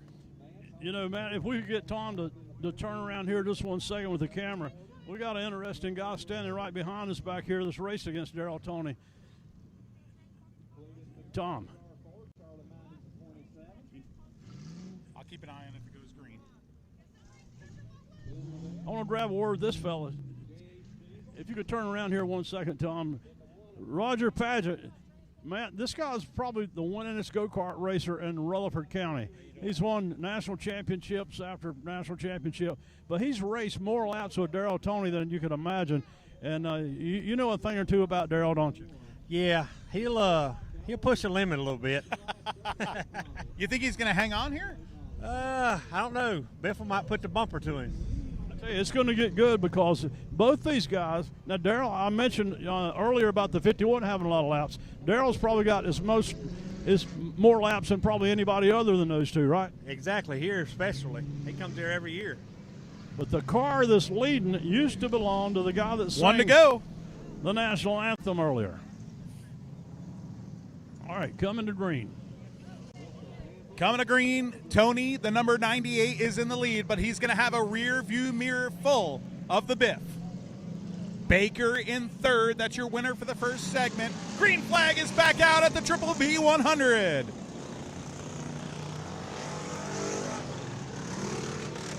Here we go. The Biff puts it into turn number 3 on the bottom. He's using the berm to turn it like he's at the Chili Bowl.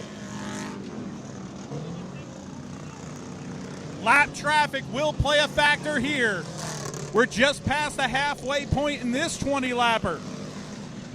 Daryl Toney, your leader. Coming up to lap traffic, the number 92 car is in front of him. That will be the first lap car of Dave Thompson. He disposes of them rather quickly. Here comes the Biff. He's cast out the rod. He's reeling him in. Now he's to the bottom, to the first door handle, almost to the second. We've got a wreck in turn 4. J.H. Diesel. Diesel with damage to the right front of his number 88. The yellow banana had no power. Back in black didn't either. I'd say he may have a broke tire rod on that 88 car. Yeah, it's done. He done.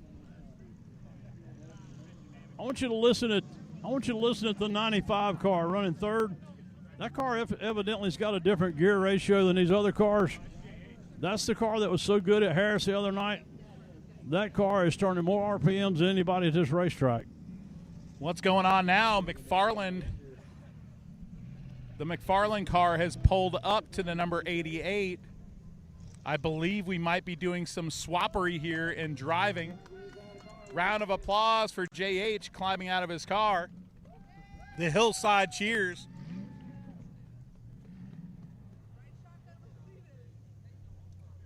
And now the 67 Ford Committee Service Center rolling out. Oh, he's getting the crowd all jacked up. The hillside's alive here in Rutherfordton. Oh, the first appearance for the tow truck tonight. Cigar clenched between his teeth. Dews has entered the arena. Steve Duzaneski.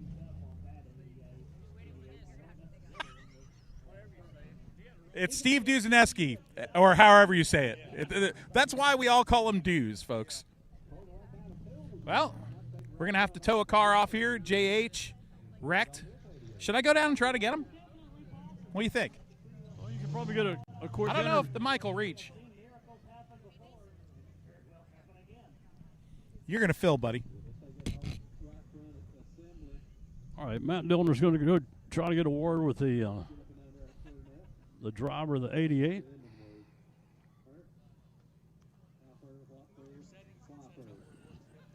See if we can. Oh, he's moving.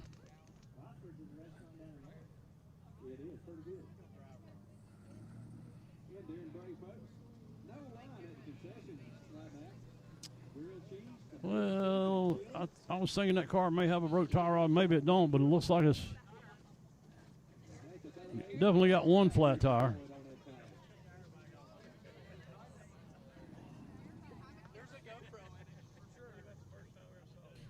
Hey, that was the shortest run I've ever done. Yeah.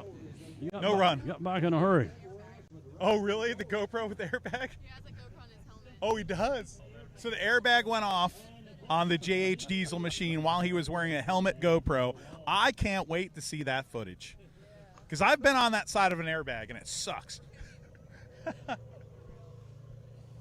Well, folks, short yellow flag. We've pulled the vehicles off the racetrack, and we'll be going back to green shortly. Let's give these folks a full field rundown here. Yeah, go for it, buddy. Darrell Toney, Forest City, North Carolina, is your leader. Greg Biffle running second. Alex Vance back in the third spot in the 95. Jesse Baker, who won that first race, is running fourth in the 51, the Cole Trickle machine. John Boy Crowell is fifth. Cleetus McFarland sixth in the 4. Travis Morgan seventh in the 14.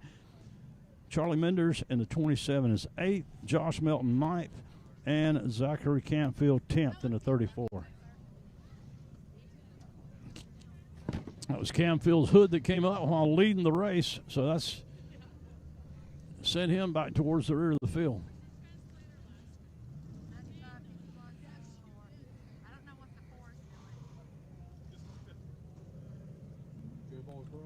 FloRacing's very first time at the Greg Biffle Triple B Speedway. I'm sorry, buddy. I just left you hanging. I was handing out cheese sticks like I was Oprah Winfrey. There you go. Well, Tom, our camera guy, is chomping on a cheese stick right now. Pretty good, right, Tom? Yeah.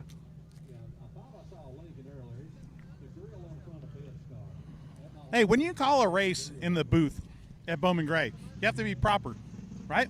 When you call a race at Tri-County Speedway, proper. When you're calling a race at a farm field, crack open a sun drop, crack open some cheese sticks. Let's go. By the way, where'd you get that sun drop? The sun drop? I got to admit, I stopped at a gas station on the way here. I knew today would be the type of day, once the sun crested over the hill, that I'd want a sun drop.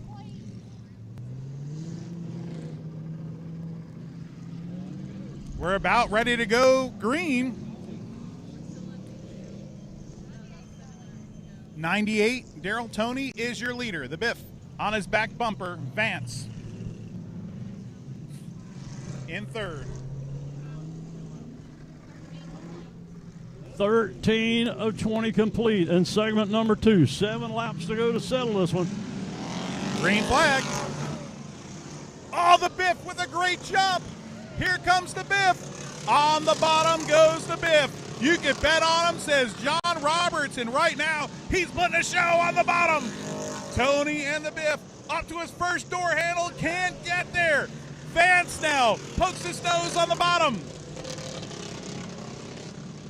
Vance now on the backside of the Biff. 5 laps to go. 5 laps to go. The Biff throws it in turn number 1 and turn number 2. Trying to make some hay on the bottom again goes the Biff.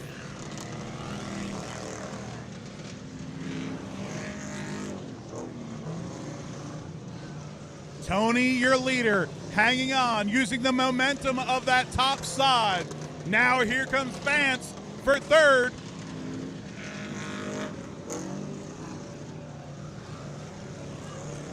Tony, Biffle, Vance, Baker. That's your top four right now. 2 laps to go.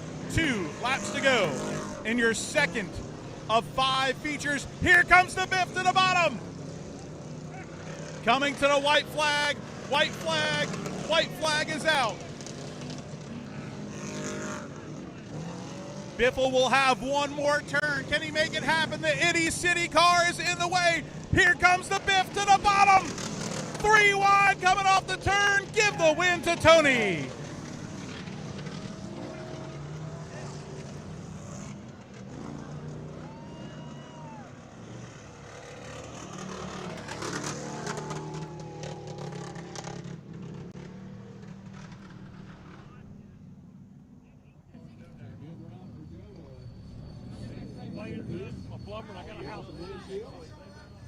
Check some air pressure and get back at it.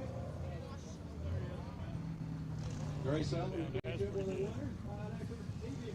All right, we're going to get the winner here on the front straightaway in Victory Lane. They got the doors open on that car. I don't know exactly what's going on. They rode under the pace laps the same way. Tony's Paint and Wallpaper, Ware's Body Shop, and Cane Creek Muffler, the sponsors on that 98 machine of Daryl Tony. And Matt Dillner, down to you on the front straightaway with our winner of segment number 2. All right, the winner, Daryl Tony. What is up, man? How about that, holding off the Biff? Hey, he's tough up here. Do what you got to do. So you were able to use the top side there and make it to your advantage here. A little bit more momentum from center off, right? Yeah, just a little bit. Yeah. This track's different every year up here. So how much fun are you having? Oh, I know a lot. I got Steve Green with me. He's having a ball. He's going to sell his race car. Okay, scale of 1 to 10.5. What's the fun meter? 10. 10. All right, I love it. Daryl Tony, Roy Lee Yelton also on board. The top of this race car. And hey, since we're on the racetrack now and we're on a break, look at this. This is a circle, an absolute circle. There is no straightaway here, even though this is the front straightaway. This is an absolute circle in a farm field. The mountains of western North Carolina off to the left. And what a sight to behold here with 16 Crown Victorias racing live here on FloRacing social media. Greg Biffle's Triple B 100. What a show this is for you live on FloRacing. I'm going to get back up to the booth and hopefully not trip in the mud here. You think I'm going to trip, guys? Who thinks I'm tripping? I probably will trip in the mud. But anyway, back up to you, Phil Combs. Thank you, Matt Dillner. 40 down, 60 to go. And again, they'll invert the entire field for this third segment, and that's going to put Daryl Tony shotgun on the field to have to race his way back through there. And just remember, this thing is figured up on a points series system that whoever scores the best overall finishes at the end of this thing is your winner. And so right now, the way I see it, and this is not official by no means, I would say that Jesse Baker is probably your points leader in that 51 car, the Cold Trickle machine. And Matthew Dillner back up top with me. Matthew, I was just telling these folks about how they score the winner on an overall best finish of all 5 races, and I think that's going to put Baker right now your points leader in a 51. I think Baker is first and a fourth for sure. So I got to catch my breath here. You know, I'm a big guy. Well, eating cheese sticks and climbing up and down walls and all around. Let me tell you something. You set up in the tower at Bowman Gray and never have to go interview the winner. Thank God. Some nights when we don't have anybody to help me, I have to go from the tower to the track. Yeah. The tower. I've done that before, and that's not fun. Oh, I'm telling you, you get to the winner, and you're like, yeah. Hey, tell me about your race. And the guy that should be out of breath, the driver, is like, what are you out of breath for, guy? But it's even worse climbing the steps coming back to the tower because the next race is rolling around. You're racing back up there to get it started. So, I felt for you on that deal. But Let's give you a little reminder if you're looking at your screen. We've been having a QR code on the corner of your screen. Make sure you take your phone and scan that. And you can easily, through Venmo, you can Venmo Greg-Biffle. So if you don't do it right now, write it down with a pen and paper. Venmo Greg-Biffle. Kind of like the minus sign. Greg-Biffle. Biffle, if you don't know that. What are you doing watching? And you could donate to the relief efforts here in Western North Carolina.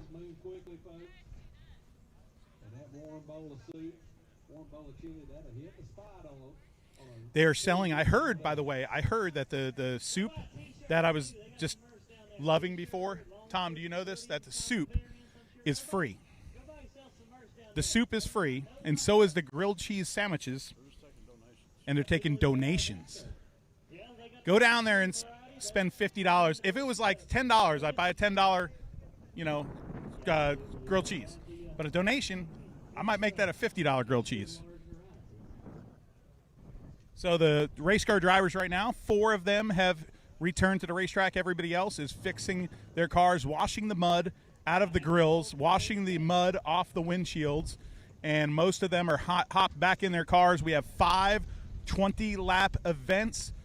We're almost halfway through the Triple B 100. The horn just horned.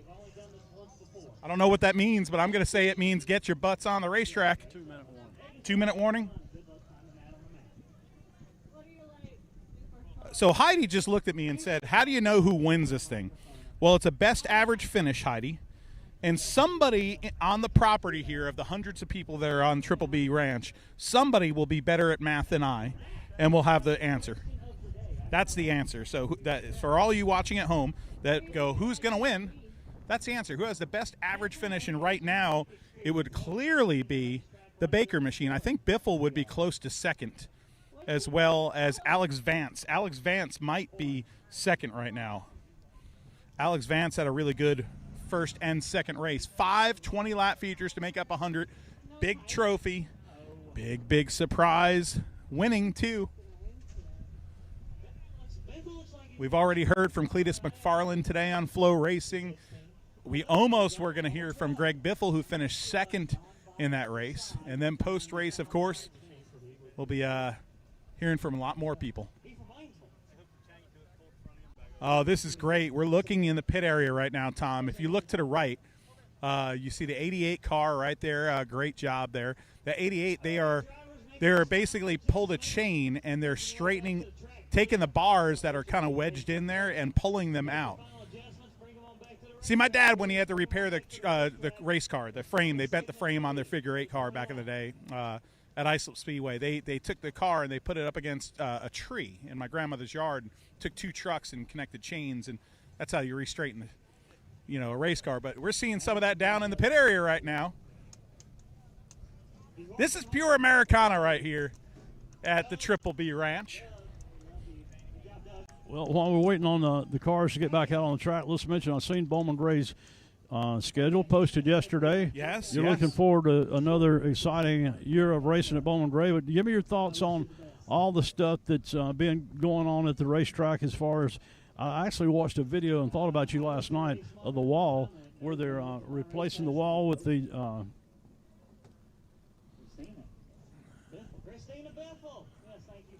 yeah, I mean, there's a lot of news going on up there right now. A lot of action, like right now, currently.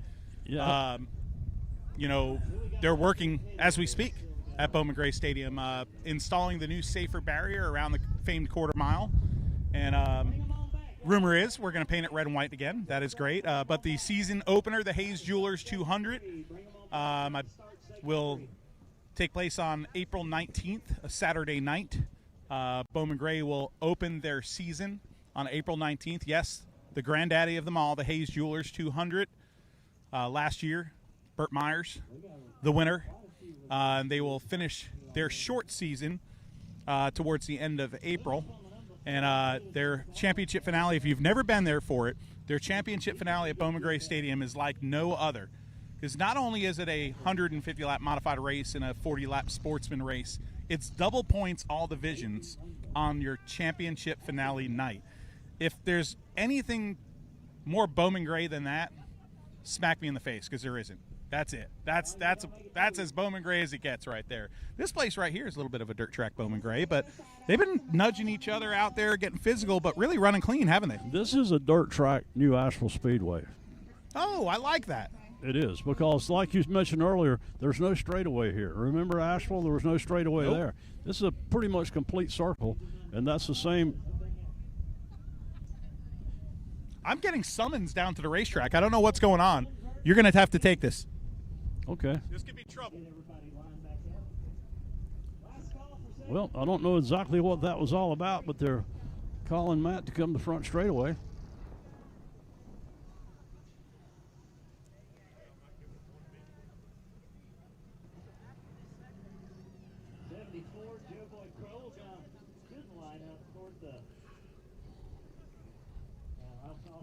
But again, for you folks just tuning us in on FloRacing, we are in Rutherfordton, North Carolina. And we are at Greg Biffle's Mountain House, which is a 1,383-acre complex. It has a wedding venue and a racetrack at it. So if you got somebody in your family getting ready to get married, this would be a perfect place to look at. I'm telling you, they have an unbelievable complex up on the top of the mountain with one of the most amazing views you'll ever see.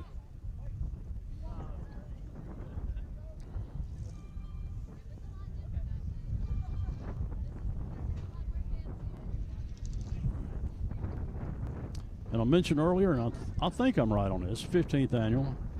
Even Greg's not 100% sure, but I think it is the 15th annual. I've been coming to these things for quite a long time. These races used to be invitation only. It was Greg and a bunch of his buddies, and now it's just turned, it's snowballed or blossomed or whatever you want to call it into today being the biggest event that I've been to so far. Now, they've had some good crowds, but nothing like we've got here today.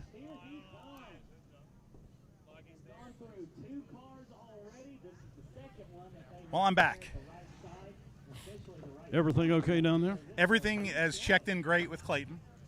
We have a request from a certain Mr. Greg Biffle that would like to take a short break after this race because he really wants some tomato soup and a grilled chicken sandwich. And I think since the guy owns the property and he wants to have some tomato soup. So a little intermission. So we'll have a tomato soup intermission right after this. That'll work. Folks at home, grab your popcorn, get ready for the next race. After this race, we still got their third 20-lapper ready for you right now. Then grab your popcorn, grab your own tomato soup, and join us. We might have a little interview or two. We might eat soup. Who knows, Phil? Oh, that sounds good to me. I've ate here before, and those folks all that stuff's homemade, of course, and again, like you said earlier, it's free. It's donation only to the Lake Norman Humane Society, and I'm going to go make a nice contribution to them here in just a little bit and get me something to eat.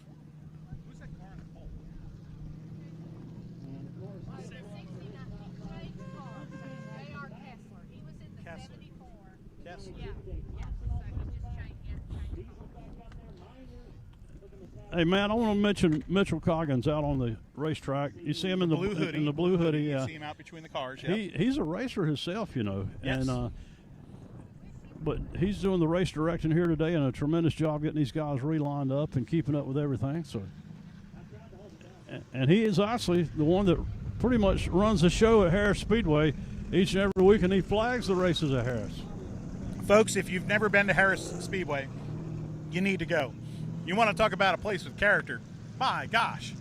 The original grandstands from when the place opened in 1953. 55. Okay, I was off 2 years. That's why we have you, Phil, because you're the real historian here. No, I don't know about that. But I'll tell you what a treasure that place is. All right, we're pace laps for the third race here. The third 20-lapper to make up the Triple B 100. And on the pole for this one will be J.R. Kessler, who was putting on a show earlier in his number 74, but then drove up to the hot dog stand and retired from the event. Rumor is he did not reach out and grab a hot dog when he was running in the third groove. You know where JR's from? Lee's Let me make sure I pronounce this right. Lee Summit, Missouri. Yeah, he's from Missouri, and his co-pilot is from Austin, Texas, home of FloRacing. Definitely from the furthest toe, but actually he lives in Statesville now, but he's from the Missouri. That's nearby Kansas City. Now he is piloting the Hooters number 69 car with the wedge panel on the side of it. The Hooters car right next to the Itty City car. All right, who's your pick in this one? You got a favorite? I am going to say my pick in this one will come from the third row. I was going to third row on the inside. The 34. Yep, the 34 will do it. He's had no luck, but Zachary Campfield has been one of the strongest cars that hasn't finished up front. But remember, remember that first segment. All right, here we go. We're awaiting the green flag, standing start. Green flag is in hand. Drivers awaiting, and the flag has been unfurled. Race number 3 is underway with some bumper tag. 3 wide off of turn number 2. We have a spinner in front of the field. Big pile up.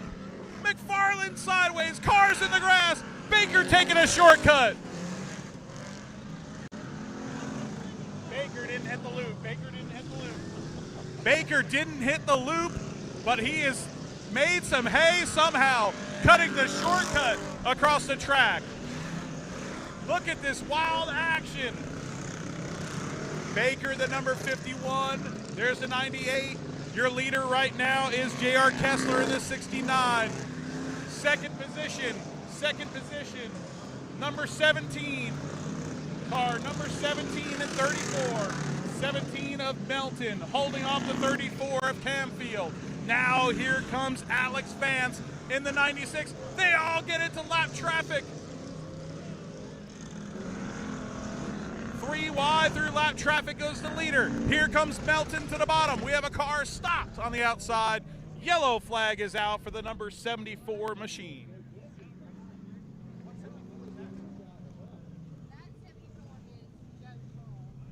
Oh, Joe Crawl. Oh, I think that J.H. Diesel goes for the hat trick. 3 bad finishes in a row for old J.H. Diesel. He's pulled that 88 onto pit road, and that's not good. J.H. might want to come up here and eat cheese sticks and talk racing with us instead of racing. He's definitely had a rough day. Yeah, that's for sure. Sorry, J.H.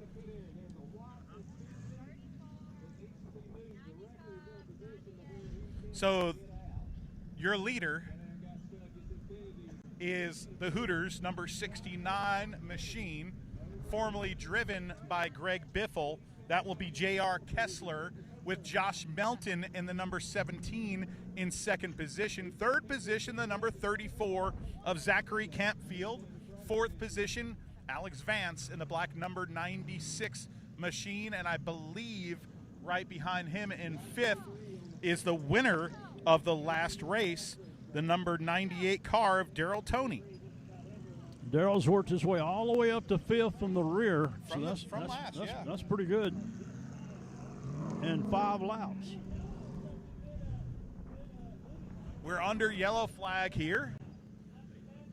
5 laps into the 20-lap third feature event of the day. We will take a intermission after this. And then after that intermission, we will have the final 2 races to make up the Triple B 100 for the big prize. Tell these folks where you're going to be tonight. Okay, folks, this is going to be a crazy one for me. So when I get done here, I'm going to unplug my microphone. After Victory Lane, I'll come up here. We'll wrap up the show. I'm unplugging my microphone. I have a hard out of like 4:10, somewhere around there. And I'm going to hop in my truck, which I have queued behind the tower here.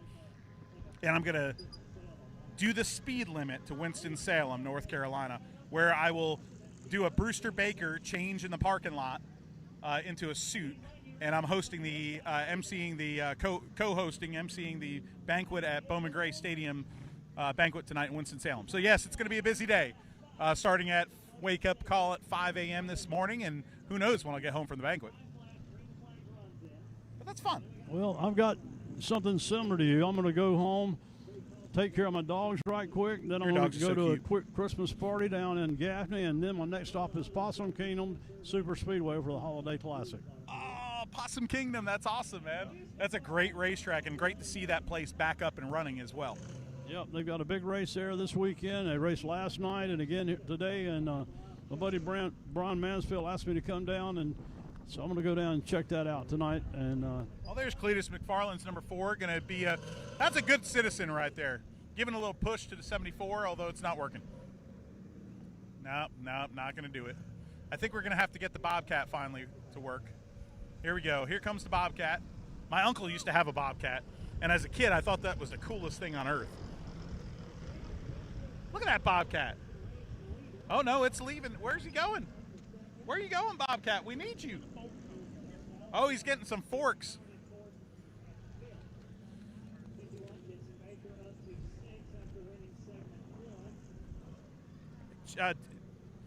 Phil, did you get a cheese stick yet? Nope, I have not. Why not? I'm saving all my room for that tomato soup. Crowell, the 74 car out of Hendersonville, North Carolina. Makes his living as an auto repair shop What car owner. is this? 74. They were trying to get cleared off the speedway.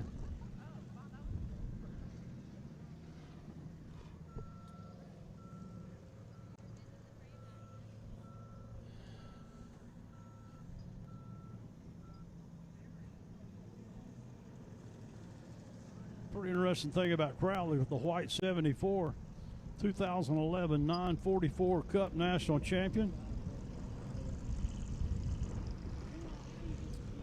Back when he raced in the IMSA Series.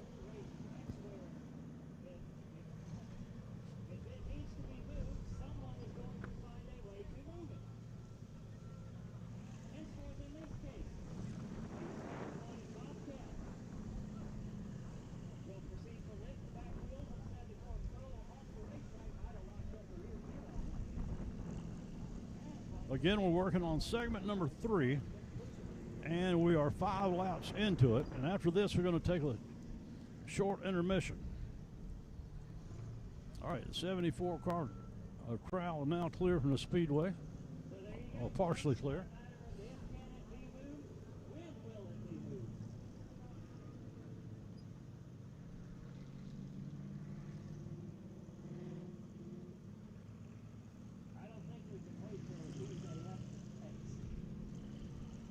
And Matt Swain, I don't know if you're watching this, but I hope you are. And if you are, thank you for all your amazing services. For the folks up in Western North Carolina, just like Greg and Cleetus and the rest of you guys, an amazing job you fellas have done.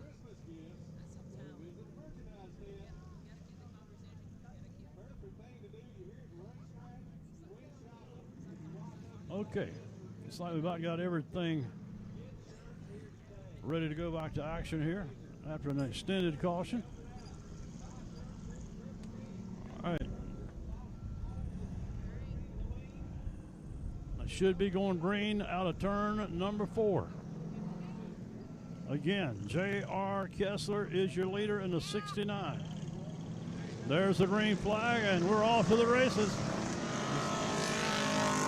Kessler driving that ex-Greg Biffle 69 machine. Look at that battle, Phil, for second. Melton hanging on. Campfield knocking on his door. Here comes Campfield. Bumper clear. Vance waiting patiently behind him as they sling mud in turn number 1 and 2.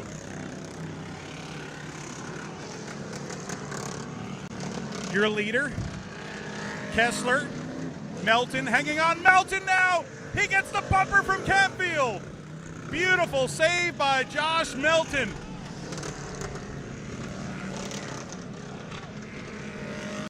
Here it comes again. Campfield to the bumper of Melton. All the while, these guys are beating and banging. That's the biggest lead we've seen all day by the 69 car. It sure is. Here comes Vance to the bottom. Vance to the bottom of the number 96. Here comes Campfield for second. Campfield to the bottom. Up to his second door handle. He's got him. Second place for Campfield. Will his luck turn around? Oh, it looked like Melton aimed for him right there, but don't look now. Melton's going to lose another spot. Here comes Vance. Here comes Baker in the Cole Trickle 51. Cole Trickle sideways through the dirt. Rowdy Burns style. Here comes the 98 of Tony to the bottom. Tony picks up the fourth position. Second now to Campfield. Third now to Vance. Fourth to Daryl Tony. Baker in fifth. The trunk is open. The trunk is open in the number 4 car. Oh, Tony gets sideways. Here comes Baker. There's the trunk. There's the trunk on the 4 car. Hopefully nobody's in there. Side by side with J.H. Diesel, lapping him for the 15th time. Hey, that's more downforce. We're going to have to tie that thing down. That's like a Michael Waltrip trick right there. The battle for the lead. Battle for the lead is on. Campfield has caught him. Campfield has caught Kessler. Kessler. Now a bumper from Campfield. Can he get underneath him? He chops him up at turn number 2. Here comes Vance entering the fray on the outside. Which way do I go? Which way do I go? He's trying to block 2 lanes like he's at Daytona. Super Speedway style. Coming to 1 to go. Coming to 1 to go. Or 2 to go. White flag. No white flag. Vance on the outside for the lead. Vance for the lead on the high side. Minder spins coming around the final corner. Who's it going to be? It looks like it will be 3 wide for the finish. Give it to Kessler. Give it to Kessler. Kessler over Vance, Campfield, Baker, then Tony. Look at wow, what a finish. Look at the difference between first, second, and third. Kessler's your winner. The difference, .040. Unbelievable. 3 wide finish. And I'm telling you, the racetrack just keeps getting a little better and a little better.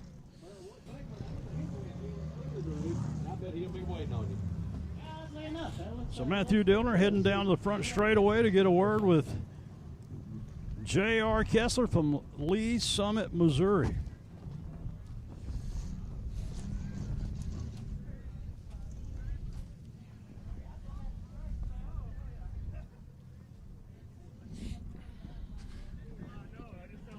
JR, come on this side for me. All right, Matthew. Got our winning driver of heat number 3. Take it away.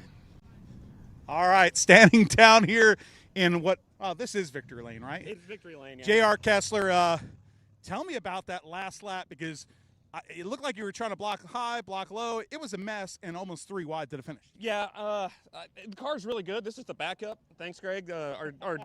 I won't say the name of our sponsor car. It's down for the day. Buc-ee's, correct? Buc-ee's, yes, Buc-ee's. Buc-ee's with an F.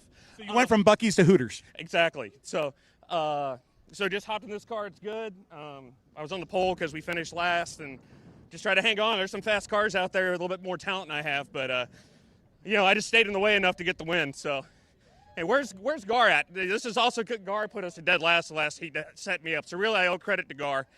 So Bozy was telling me that this is the most speed you've ever had? No, not the most speed. Oh, if you mean what I took before the race, possibly, but.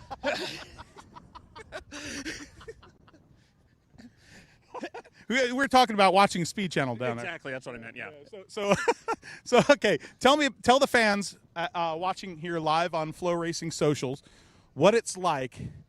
You're from the sports car world, dude. True, yeah. There's a little bit of a difference on how you drive these cars. Explain it. A little bit. I mean, I ran sprint cars when I was younger, so but this has like a 20-to-1 steering rack in it, so. So you're doubling up? You're just doubling up, both hands off the wheel, both hands on the wheel. It's just a lot of counter steering and steering. You're really never straight out there. It's a lot of work, actually. I'm sweaty. It's a lot of work, but a lot of fun. Well, the Crown Vics are actually pretty cool. I like them because there's a lot of suspension travel. So you're bouncing around that thing. That equals a lot of steering input. A A lot of steering input, a lot of bouncing around. Back hurts. You know, it's a lot of work. That's all. But the radio works in this one. What were you listening to? Oh, we had Nirvana going, and then Nirvana was going, and then I think there was some Whitesnake, and then I think Foo Fighters at the end there. So Whitesnake, are you going to have somebody crawling on your car? Yeah, I don't know if my wife will do that on camera right now, but I'll get her down here to try. So that could work. Hey, I want to ask you about one thing here. Are we going back to the dirt late model days of the 80s here, buddy? I mean, that'd be a question for Greg, which also thanks Greg for hosting this. It's been a ball. But this is his car from a few years ago, and it was just sitting there idle, and it's the one we chose because it has the wing. There he is, the winner. Damn cheater. Hey, wait, hold on a second. I just realized this is a new jacket, and you can tell I'm cheating too. I've got my side panel right here. Here, we can put that in the car. You can't return that now. I can't return this. No, I don't think you can return it with all the mud anyway, but congratulations on the win, buddy. Thank you, sir. I appreciate it. All right, now go get a thing of tomato soup. And grilled cheese. Yeah. All right, back up to you, Phil. It's muddy and it's beautiful down here, but let's go back up there. Thank you so much, Matt Dillner. All right, they're going to do a little prep on the speedway. You see the motor grader out there. They're scraping the high groove.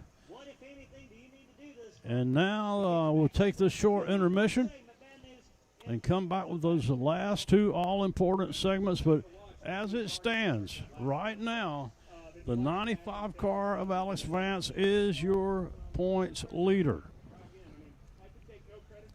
Vance demanding command right now. If he can hang on and have two more good finishes, he'll leave here your 2024 Triple T champion.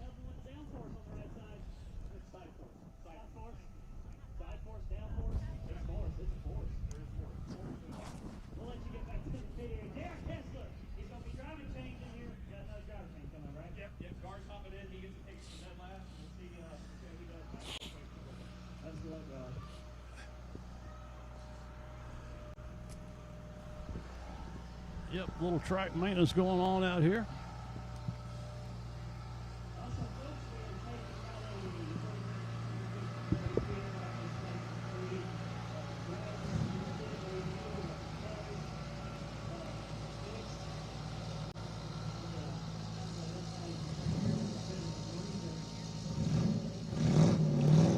So if you folks watching on FloRacing, they just announced on the track PA that it's going to be about a 30-minute break.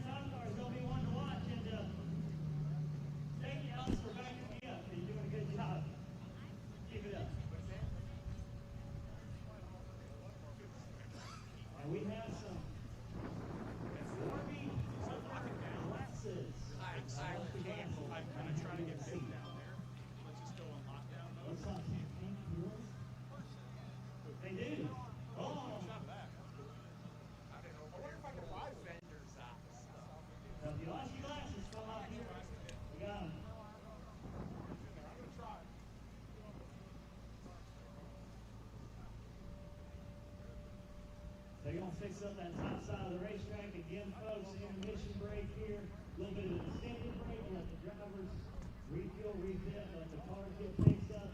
Head over to the concession. Get yourself some grub. Head to the merchant right next door.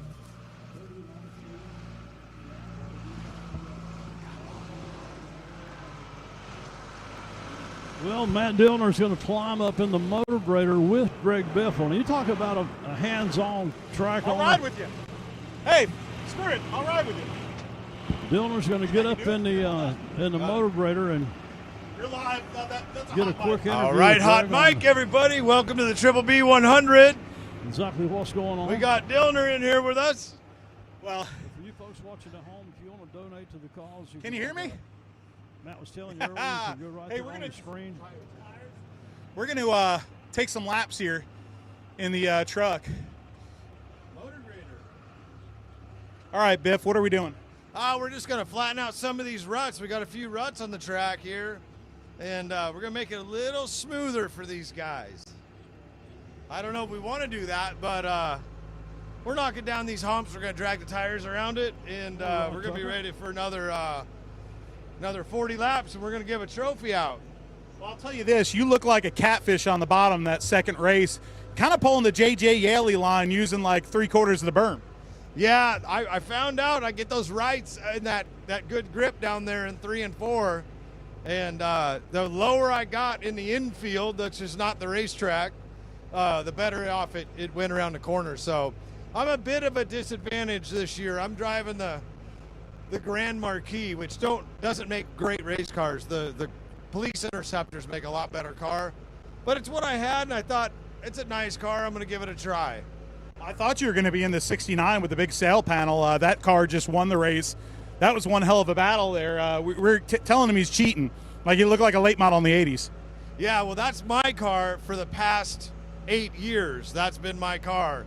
And tried and true, that thing's won the Triple B a lot of times. And don't ask me why I didn't pick that car. I was trying to pick something a little prettier. Look at the hillside here. You've done a good job with this place, buddy. I haven't been up here in several years.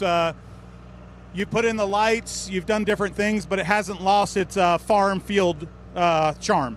Yeah, it hasn't. You know, the most important thing is we want to have a lot of fun, and a lot of the community comes out for a day. We got beautiful weather, and for a great cause, and we're just having fun. That's it. Tell me about that as you concentrate on the track, and I distract you here. You haven't had very many moments of rest over the last 2 months since the end of September and Hurricane Helene. Some of the things you've seen have been stuff that will all, hold private, but there's a lot of great humanity that you have seen as well. Tell me about that, because a lot of people watching aren't from Western North Carolina and hasn't seen this. Yeah, I mean, I'll tell you what I was so thankful for and literally surprised was how many people reached out in the time of need for other folks. And, we just started posting, hey, this is some of our needs and this is what's going on. And it was amazing to see the amount of people come out of the woodwork, whether it's, hey, I've got a helicopter I can help, or hey, I have a trucking company, or race teams donating their show car haulers to transport goods. Companies like Husqvarna, SpaceX, just all these people reaching out. VP Fuel, we needed fuel cans. Here comes a tractor trailer load of fuel cans for these people. So for gas for their generators. A lot of them won't have power, they say, for another, 2 to 3 months. And how cold it was here this morning. There was ice on this racetrack. And we're at the base of the mountains where, they have the issues. So a lot of people still, recovering from all that. So there's a break going on for track prep here, okay, bud? But there's also the drivers are having a different break than you. Is it going to be an advantage, the tomato soup break? Yeah, they're all getting to eat lunch. And I'll tell you what, I've had a few cheeseburgers since I got out of the car, so it won't hurt me to skip lunch today. So originally I told Christina, I was like, hey, and Josh Turner, I was like, hey, get me a tomato, John Turner, I said, get me a tomato soup and put it on the wall there, because I'm going to interview Biff eating tomato soup. So my tomato soup's getting cold. All right, I'm going to drop you You're going to drop me off? Yes, I'm going to drop you off because I want to watch you have it. You don't want to, you've watched me eat too many times in your life. I know, but it might make me feel a little bit better. Well, plus right now, if there's too much left side weight in this payload or this whatever this thing is. That's a motor grader. Yeah, it's fun. I'm glad you went a couple laps, and now you get some lunch, and then I'm going to try too. All right, hold on to this mic so I don't fall. All right, I got you. You can call this because That's going right. to be some action right here. That's right. Oh boy. Easy. Watch out, that tire will be slick. Get the footstep. Yep. Okay, there should be another one. There you go. Oh my God, like an Olympian athlete. Yeah. Like an Olympic athlete, Greg Biffle's going to get back to work right here. I'm going to come around this side of it, the safe side. All right, that's it. Let's take a little break while we eat some tomato soup live on FloRacing. I'm going to go get to my tomato soup right here while you guys watch a little bit of an intermission. Over here, you got Cleetus McFarland. Josh Melton, Meanders, and the guys eating tomato soup. I'm going to go eat mine, and we'll be back in about, I'd say, 10 minutes on FloRacing. Thank you for that hands-on interview with our track owner, promoter, Actually, I want and racer, Mr. Greg Biffle. Hey.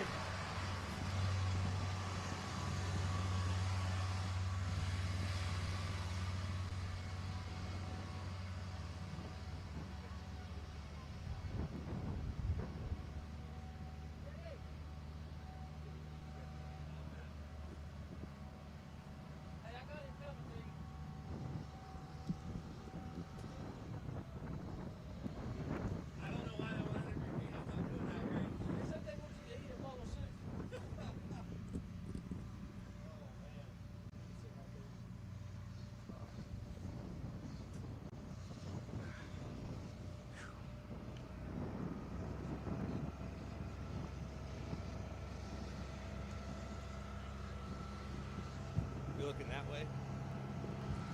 All right, we're live on FloRacing right here with JH Diesel, and quite frankly, JH, why do you suck so bad right now? Doing pretty bad today. Not ideal, actually. I think I've been through about 12 tires, 2 cars, and 2 airbags. Well, tell me about that, because I heard you had an in-car, like a helmet cam. Describe to me what happened with the airbag going off. You know, I come around the corner and somebody had spun out, and I kind of was like, oh, nowhere to go. Next thing you know, I was expecting the hit. I wasn't expecting the airbag to blow off. That was a surprise.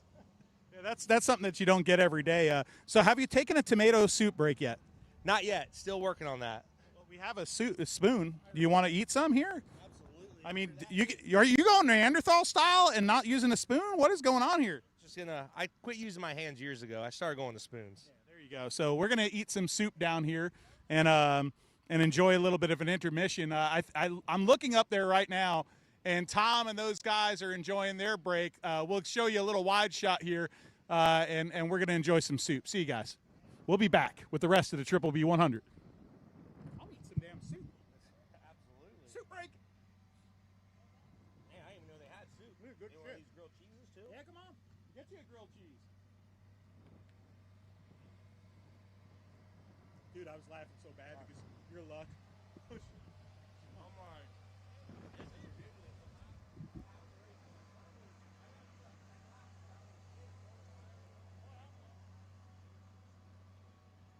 Hey, Tom, you want a grilled cheese? Throw it up. Come on. No, I'm not going to throw it up. Come on. Come on. Throw it up. Oh, shit. Come on. Come on. No. You going to catch it? This is going to be, holy shit. Look at the sun. No, I'm going to bring it up. No. Throw it up. Come on, we're going to throw. Should I go frisbee style? No. Like this. Okay, here we go. Are you ready? If you catch it with your mouth, it's $100. Oh! Fucking Olympic gold. That damn tomato soup ain't good. Oh shit, there's paper plates flying everywhere.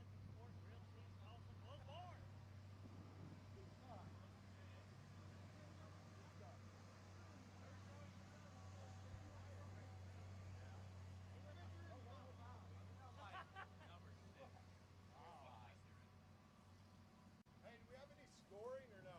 Yeah. We need to know where Greg's at. Hey, we know where JH is at. Can you tell us where Greg is? Hey, JH is 75th. Yeah. You know right now. Hey, do you know that? Can he tell us? He can tell it. Hold on, Heidi's going to be back. Oh, okay.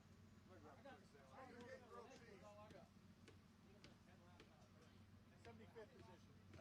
Hey, start the 51 a lap down this time.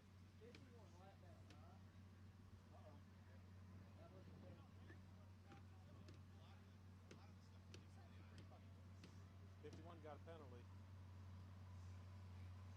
Illegal modification in the pits.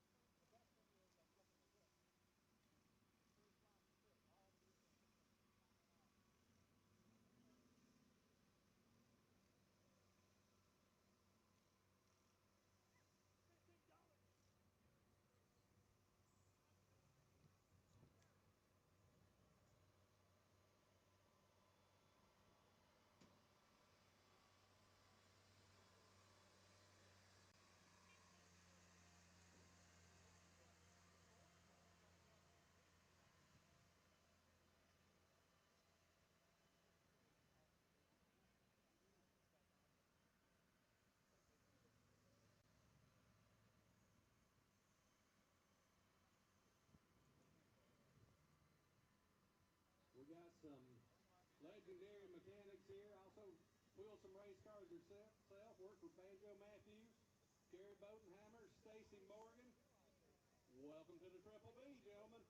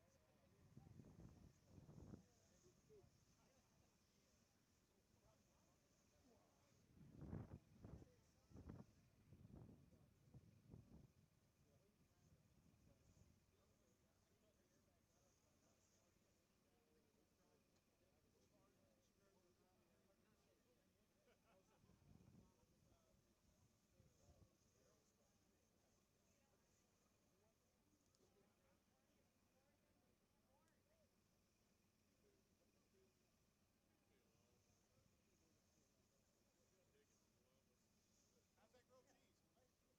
Gone. Gone? You back to soup? Yep. In a few minutes, we'll grab I'm trying to remember his last name. I'm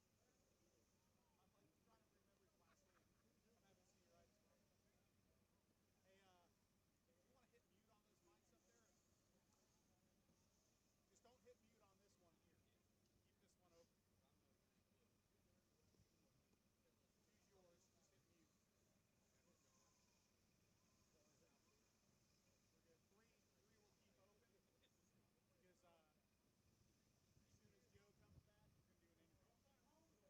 interview.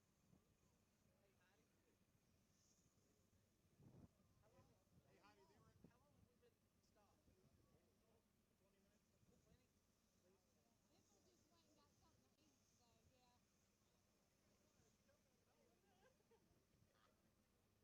you an update on your standing?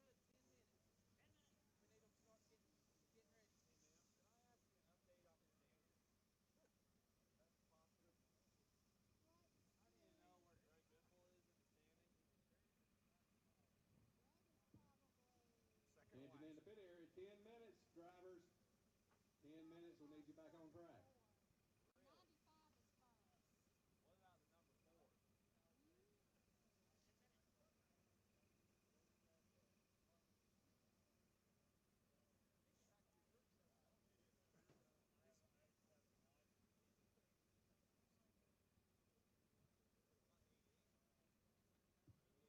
number 4? You see a few empty boxes down there at the souvenir table. Appreciate everybody's support. Remember, Christmas is just 2.5 weeks away. People with birthdays in December, don't make them wait for just a Christmas present. Let them get a birthday present. Buy them a sweatshirt or a t-shirt here today.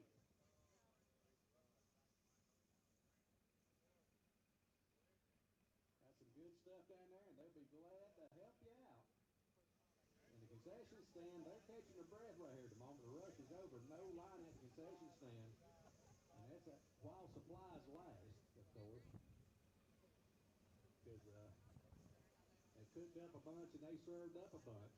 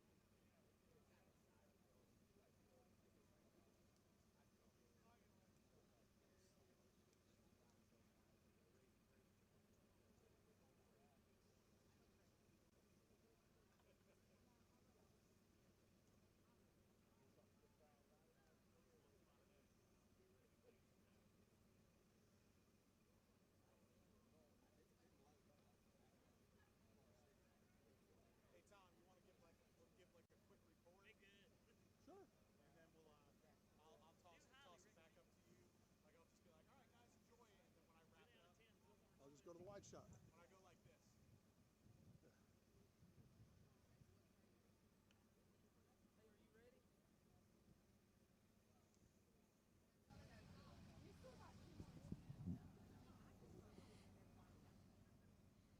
All right, we have 2 more races to go here at the Triple B 100 at Greg Biffle's property. We have the 5-minute clock. That means 5 minutes until the drivers get back in their cars and get it back on this farm field racetrack. We're having a good time today, but remember, folks, there's a QR code that you've seen all day on your screen. If you don't want to scan that QR code, maybe you're watching on your mobile device, just write down at Greg-Biffle on Venmo. All the proceeds will be going to Western North Carolina Relief. Joe Crowell's here. Come on, Joe. Joe's from this area. And, Joe, you run Harris Speedway. I was over there the other night. What an awesome place, because it's like harken to the days of the 50s walking into that joint. How cool has this been, though, having Greg doing that program at your track and here? Oh, it was an absolute dream come true. Just so happy to have the Biffles invite us to be a part of this and to bring part of it down to Harris. We've got a lot of history there, and he's our Rutherford County neighbor. Also so thankful for everything they've done for Western North Carolina and everything we've been through. So it's just really special to be a part of this. It's an absolute blast. Hey, it had a little electrical issue, so we're done for the day. But, yeah, this is a wonderful event, and I hope I get the invite again. Well, you could speak to this because you're from up here and you're from this county, which got hit pretty hard too. You know, I've seen the tree damage and you know, it looked like a tornado ripped through some areas that I've been through, you know, going up to your track the other night. For the people watching on Flow that maybe think, oh, okay, storm damage. It's been much more than that. It really is, and I think what a lot of people miss is that, you know, areas that typically flood, that's one thing, but when you add velocity to the equation, it really tears a lot of stuff up. And there's still a lot of people that are really in bad shape and really struggling. So, you know, don't hesitate to reach out. There's some good opportunities for donations. I know Greg and Christina are collecting something. So there's still a lot of people that are suffering right now. Well, Christina's done a good job. She's over there. Maybe I can grab her real quick. But, you know, I got to lighten things up here because y'all know I like to have fun. This event is about having fun. Okay, you're out of the race. Now how many bowls of tomato soup are you going to down? Maybe you got 4 or 5 in me. Oh, that's a pretty good number. Yeah, we could probably get there. I just did 1. I'm just afraid of doing more because I have to be on the microphone. You don't have to be in a car. That's right. All right, thanks, man. I appreciate it. Thank you so much. Thank you very much. Maybe you could grab Christina over there for me. Absolutely. But, yeah, this place right here, as you look behind me, it is a circle and a farm field. There's fans playing up on the hill right now. Lots of kids here having a lot of fun, and all for a great cause here at the Triple B Ranch. And Christina Biffle is coming up to the mic right now. Come on. Yeah, I know you're shy and you don't want to be on camera, but I got to ask you. I'm sorry about the littering. I littered with my paper plate. Oh, no. I mean, what a terrible person I am. All right, how many, let's start off and have some fun. How many bowls of tomato soup you had? I've had 0. What? I know. I've been really busy running around and trying to get these guys into shape. How much work has gone into this? Greg has done a lot. Philip at the track has done tremendous amounts, and his son, Zach. They've been here night and day trying to get it ready, so we were prepared. We had a little bit of rain this week, but thankfully it's cleared today, so we're good. Okay, we've had a lot of fun today, and this is about fun today, but it's also to raise some money. All of us who have been up in this region, you guys so much, me only like a day or two, we've seen a lot of things, and we've seen more than the public sees because, you know, it's hard to get the scope of what's happened. How important has this, you know, how much has this last month or two really meant to you guys in your life? Because you are part of this community. Sure, we weren't prepared for it personally. I know a lot of other people weren't as well, but it's taken a tremendous hit on this area specifically. Our ranch was affected a little bit just with some trees down and some water damage, but we're good. I didn't know how bad it actually was until we started flying up here. But now that things are getting a little bit better and this area is recouping, but we didn't have power here for 2 weeks personally. And I know a lot of other properties around the place haven't had power for about the same time. So yeah, it's a lot, but the area is recouping pretty well now. But obviously there's still tons of work to be done. Okay, now let's have some fun, okay? We still have 2 more races to go, and I believe Greg is slightly edging Cleetus McFarland. There's a little bit of a gamesmanship between them right now. Who do you think's going to get it? Is Greg behind Cleetus? I think Greg's in front of Cleetus. that's good. Is there any sort of wagering going on? No, I'm just happy he could make it out here. I know Greg loves racing with his friends, and obviously with good drivers with our qualifier the other night. So it's a lot of fun. Everybody's being pretty good. We haven't had too many accidents or too many close calls. So I'm glad he could make it, and his friends as well. All right, Christina, thank you so much for joining us. Thank you to the Biffles. Thank you to everybody in this community for having this great event. Hey, we only have about 2 more minutes, and we'll be back to racing.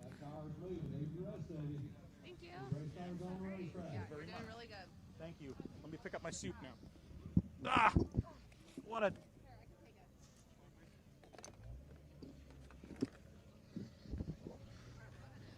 Oh, this is great. Oh, I can get it. I'm Sure. good. Yeah. Thank you so much. Yes, of course. Thanks. Oh, wait. Hold on. Buy me for a shirt. Oh, buy me for a shirt later. Okay, thank you. You have size 10? 3X is my bigger. Or 4X? 3X. Okay. Cool. Yeah, I have it.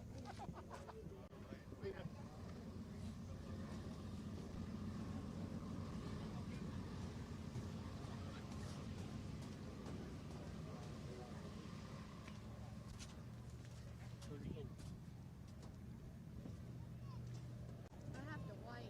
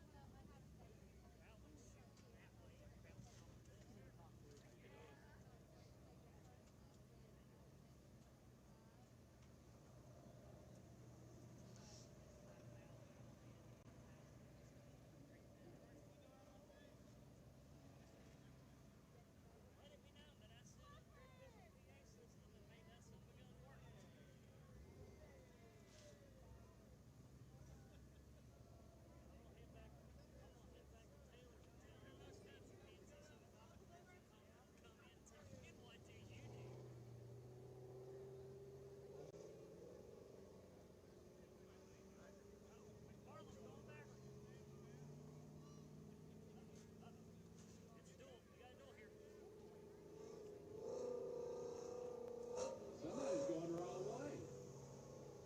Looks like McFarland said he could beat Biffle backwards. And Cleetus to go home and tell people, you remember that time I outrun Greg Biffle in the first?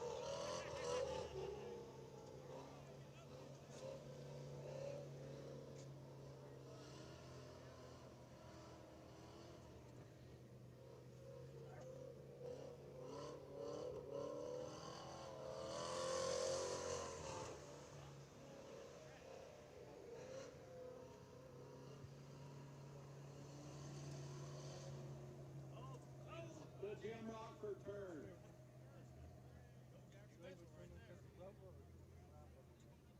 Phil Combs on the FloRacing broadcast. This gave us the current top 5 in points as it stands. Alex Baker, Chris Baker in the Diesel under 51, then the 5th. Followed by Hey, open up the mic and pass it over. and the Tony machine.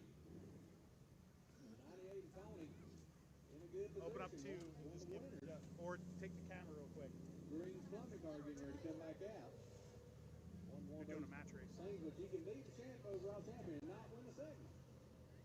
So curious to see what happens. Unplanned match race was just happening there.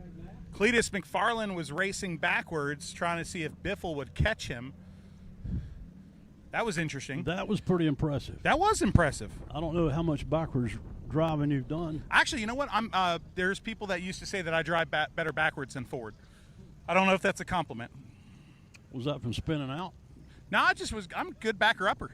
Okay, that's good. Like I pride myself in backing up. Well, that takes a lot more talent, and if you ever, I don't know, did you ever go see Joey Chitwood's Hell Drivers? Yes, when I was a child, I got to see Joey Chitwood and his thrill show would come to town to the Islip Speedway, Long Island, New York. And I got to see those guys popping wheelies or driving. I remember the Joey Chitwood thrill show, and they'd try to see how many laps they could go around the 5th mile banked Islip Speedway on 2 wheels. I watched Joey Chitwood Jr. go completely around the Charlotte Motor Speedway in a Chevrolet Vega, 1 complete lap on 2 wheels. Oh, nice.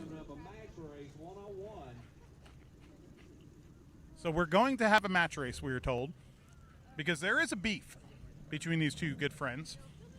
Right now, Biffle is in 4th and 3rd in points, McFarland in 4th, but I don't think they want to wait to settle this. Folks, the match race of the century. How many laps? However many laps they think. Watch this. We'll find out. How many laps? 5 laps. See, that's how you find out. The announcers can find out in their different ways. Good job. It's a farm field here. Here we go. 5 laps to determine supremacy. On the inside, the host of the show. On the outside, Cleetus McFarland. Horns a-blasting here at Triple B Ranch. Coming around for the green flag. Green flag is out. McFarland the first to the loud pedal on the outside. Door handle to door handle. Can Biffle get up to the second door handle? He can't. McFarland pulls him off of turn number 2 down the short backstretch. Side by side. Biffle a little too loose there coming out of 4. Biffle with the catfish move on the bottom, using the berm to get that car turned. Side by side they go, door handle to door handle through the turn number 4. Biffle versus McFarland. Who's going to do it? The number 4 gets a good run off the back straightaway. Gets in the lead. Can Biffle do it? He's going to get beat at his own track, but Biffle throws it in on the bottom. 2 laps to go. Side by side, the fans are on their feet at the Triple B Ranch. Coming to the white flag. 1 lap to go. McFarland gets a little physical. The Biff takes the lead. Coming around the final corner. 1 more Hail Mary for McFarland. McFarland, door handle to door handle. Who's it going to be? It's the Biff. Greg Biffle wins today's match race.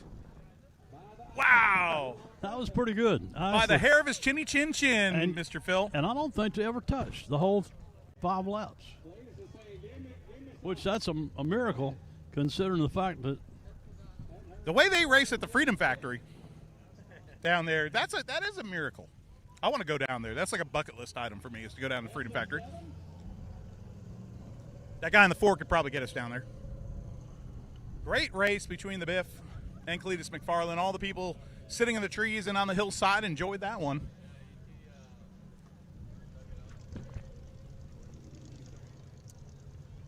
All right, the 4th main event, pulling on the speedway now, or 4th heat, I should say. And again, your points leader as it stands. Alex Vance in the 95. The 51 of Baker in that Cole Trickle machine, who won the very first heat, 2nd in the points. Biffle's 3rd, McFarland's 4th, and Darrell Toney, who won the 2nd heat, is 5th. And again, the way it's all tallied up at the end will be your overall winner of today's race. Vance had a great run at Harris Speedway on Thursday night in the qualifier, invitation qualifier. And I told Matthew Dillner, that car just seems to, for whatever reason, to be turning a whole lot more RPMs than anybody else here. I don't know if they've got a tricked up rear end or what they've come up with on that 95 car, but it sounds like a whole different car than the rest of these guys. His first time here. We talked about this earlier today too. The most first-time racers ever in this race today. A lot of new faces in the crowd. racetrack had a lot of work done on it from the time we finished that last race to this race. They scraped it with a motor grader, then they drug the tires on it, then they repacked it for these last two 20 lappers. And who did most of that work? Greg Biffle himself. I think we found the GoPro, Phil. They found the GoPro, the Itty City. I got to say that carefully. The Itty City car has found the GoPro. I mean, I got to figure out a way to get GoPros at the end of this. I got a jet to go to the Bowman Gray banquet, so I don't know if I could go down there and make hay and get all these guys GoPros. But man, we need to do that. Oh, everybody's blasting the horns. A little traffic jam from the horn section.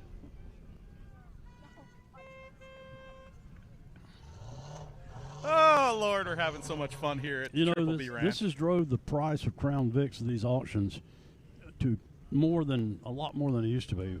Somebody asked me earlier and said how much one of these cars costs. And I did a little research at Tri-County and talked to some of the guys. Most of those guys said $2,500 is what they had in their cars, $2,500. I doubt if any of these cars have got fuel cells in them, but not a bad idea to put one in. Let me ask you a question, Phil. While I was I was giving out cheese sticks in the back row here. Did you mention the points at all? Did I miss it? Okay, so the fans know that Vance is in the lead in points, Baker second, Biffle third, McFarland fourth, Tony fifth. Okay, good.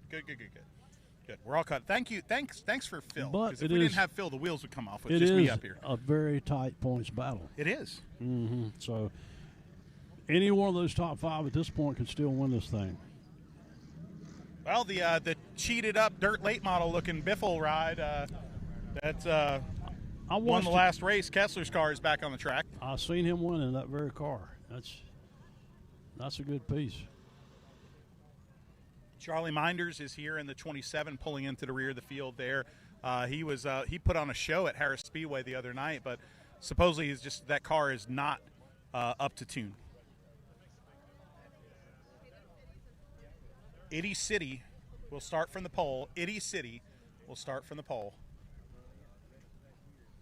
They painted that entire car at the track this morning with a couple spray bombs. I know. I inhaled it. Why do you think I'm so crazy right now? There was spray paint flying everywhere. All right, I think we're ready for race number 4 here at the Triple B 100.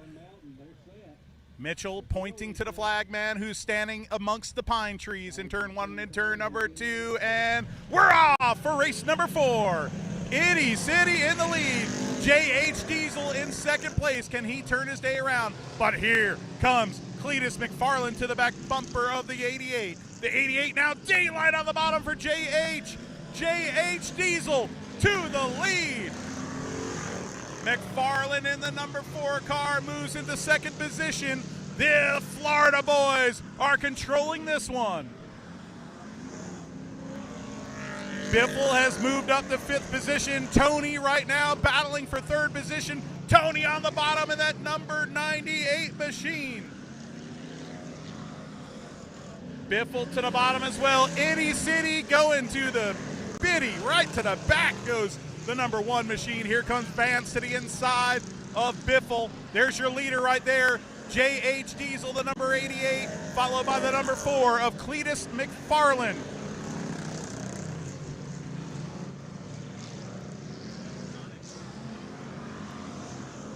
Big battle going on right here with Biffle, the 95 and Biffle. There it is on your screen on FloRacing. Biffle to the inside of Vance trying to make up some spots. Some debris on the track, but we're not going to throw the yellow. Yellow flag is out. We have a flat on the Itty City car. Debris on the track as well.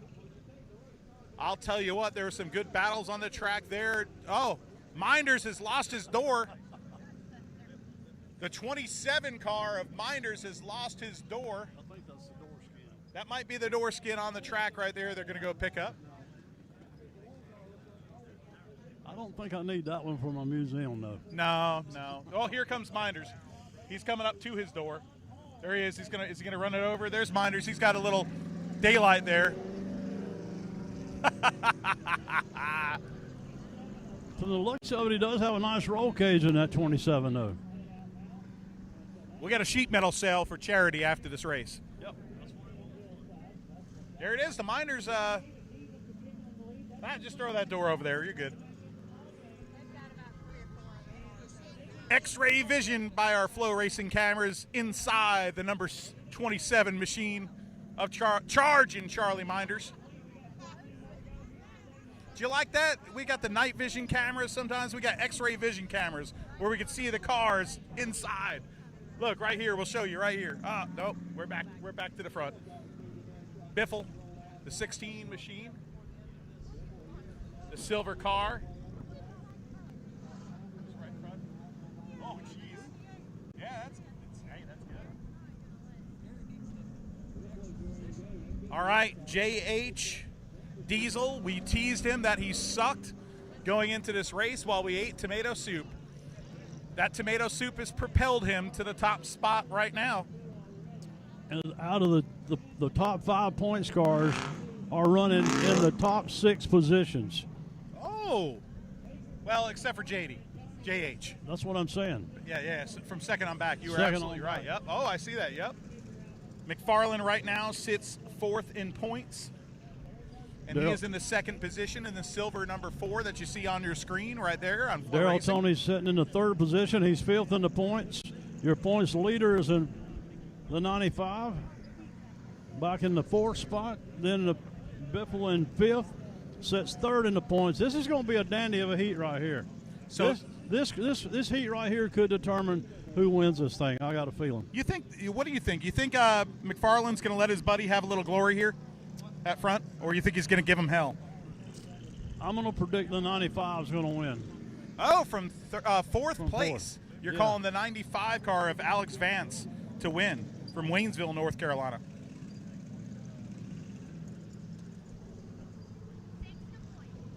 We got 6 laps complete, 14 laps to go. Yeah, I think the 95 can win it.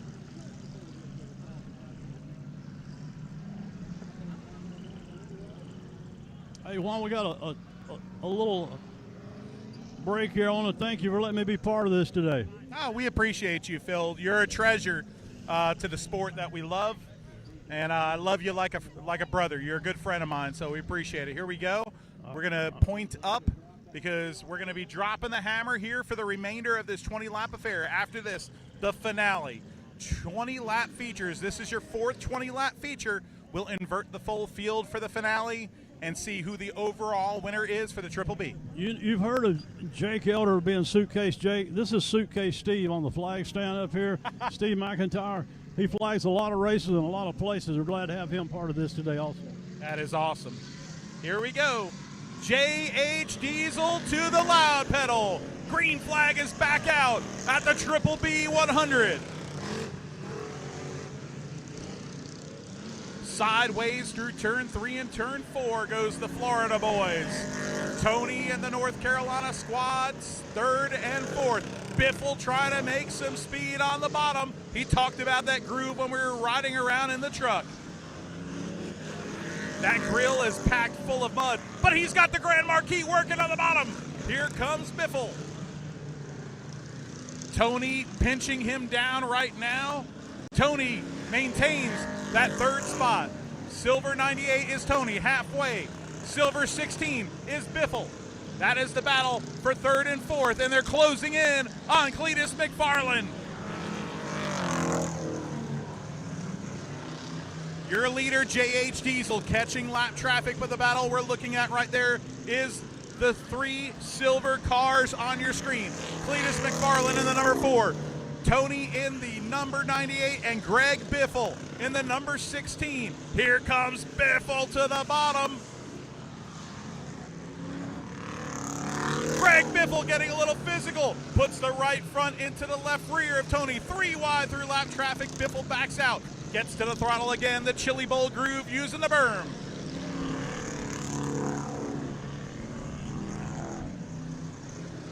Great battle on the track here for 3rd position. The number 98. Oh, the Itty City car almost gets in the way of your leader. Now side by side, the number 98 holding off the charge of Biffle. 5 laps to go. This time by 5 laps to go. And J.H. Diesel is your leader. Great job by our cameras showing that battle right there. The Itty City car getting in the way of your third place competitor. That chokes him up a little bit on the bat. Here comes Biffle. Alex Vance trying to do it on the outside right behind those 3 cars. Vance in the black number 95. Oh, Tony gets into him. Here comes Biffle. Oh, some broken glass. Not only the mud's flying, but the glass is flying as well off the right side of Biffle's car as he hits the 3rd position. Tony holding off Vance right now for 4th. Only a few laps to go. Biffle, can he catch the number 4 McFarland? 1 lap to go. 1 lap to go. White flag is out. There's your leader, the number 88 in lap traffic. Cleetus McFarland on his tail. Can J.H. Diesel do it? Diesel does it. Checkered flag for J.H. and he turns his race week around. Wow. We had mud flying. We had dirt flying. We had, well, that's the same thing. We had body glass panels flying and glass. Look at the door, the passenger side door on the 16. That door had a glass in it when that race started.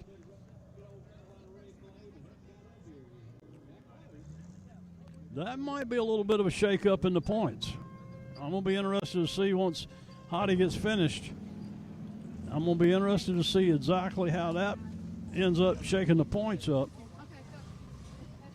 Because the 88 car with the win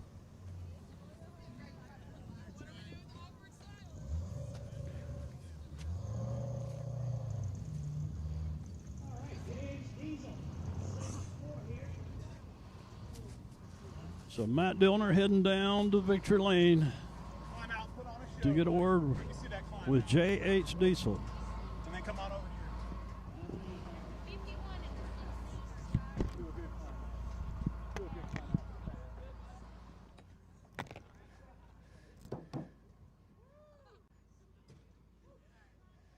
Here we go. Here is your winner, J.H. Diesel. J.H., you don't suck anymore, buddy. Yeah, I think that grilled cheese and soup helped me out. From an airbag to the face to first place. Airbag and a face to first place. How about it? That's awesome, man. It's been a rough day. So to get at least 1 W, I'll take it. I'll take anything I can get right now. So you're really going to credit it. I mean, the tomato soup did have some spice to it, so it was good. Definitely, man. Definitely made me feel good. Energy was up out there. Tomato soup probably is what did it. So what are you going to do in between now? Because you got one more race, and that would be the ultimate Hail Mary. I think you'd have to wreck every car in the field to get it. What do I got to lose? Not my car. Don't be silly. Send it. That's it. You know the deal. All right. J.H. Diesel, the winner of the 4th race. We're having a good time at the Triple B 100. And guess what, folks? One more race to go. 20 laps. It's all on the line here at the Triple B 100. Cars right now are in the pit area, getting mud scraped off their grill, getting the windshield clean, getting some more tomato soup, possibly a nice hydration beverage, and we'll be ready to go for the final 20 lapper. Who's it going to be at the Triple B? The engine's still running, so that's a good point. You can tell. You got a driver change coming up? Yeah. Straight for you. There's your next one to go fix what you got. JHD. Winner.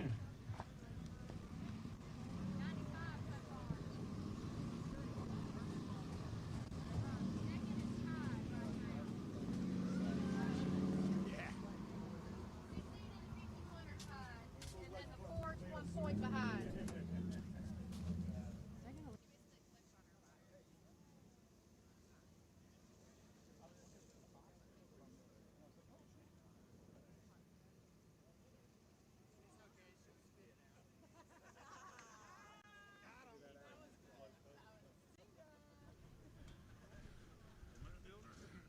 This is it right here.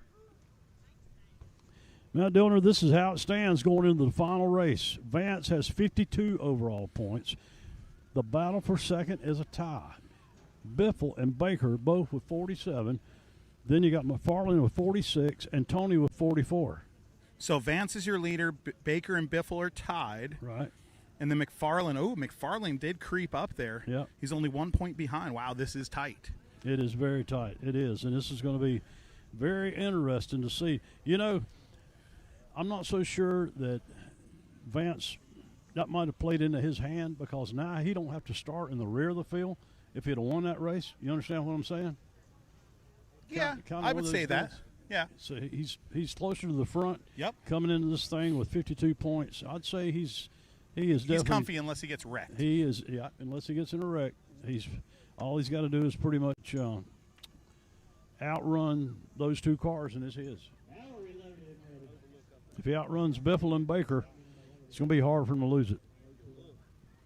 I don't know. I think he's got it. That's my prediction. Yeah. I think Vance has it, but like you said, when you're only dealing with 5 points, you know, folks, this is going to be it. I like this format, though. I like this format. I like the 5 races. Yeah. I like the full field invert, so everybody gets a chance. Everybody's got a chance. That's right. Okay, Phil, are you having fun? Oh yeah, I've enjoyed every second of it. I've been asking everybody, scale of 1 to 10.5. What's the fun meter for Phil Combs? Well, the thing about this is, it's only once a year, and I look forward to it every year. I do, and I'll rate this high on the 9+. How about that? The only way it could be a 10 if it was a little bit warmer. Yeah, but it's not bad. I've been hearing it 10 times colder. This isn't too bad. I'm down to almost a T-shirt. But listen, so I scaled back a little bit. I got the corduroy jacket going on, not very fashionable. But if they knew how cold we were at Harris Thursday night, this is perfect. I think my toenails shivered at Harris. I never knew my toenails could shiver. I did Facebook Live, and let me go over here and explain this to our track announcer. All right, buddy.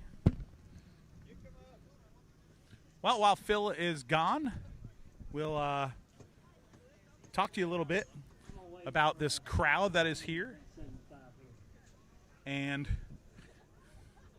the Triple B 100. You see the mountains right there, and there is Campfield's car, and you see on the hillside you got a bunch of people sitting up there on lawn chairs. Some people were grilling out before. Kerry Bodenheimer is up there, former NASCAR late model sportsman, standout at places like New Asheville Speedway, Hickory Motor Speedway.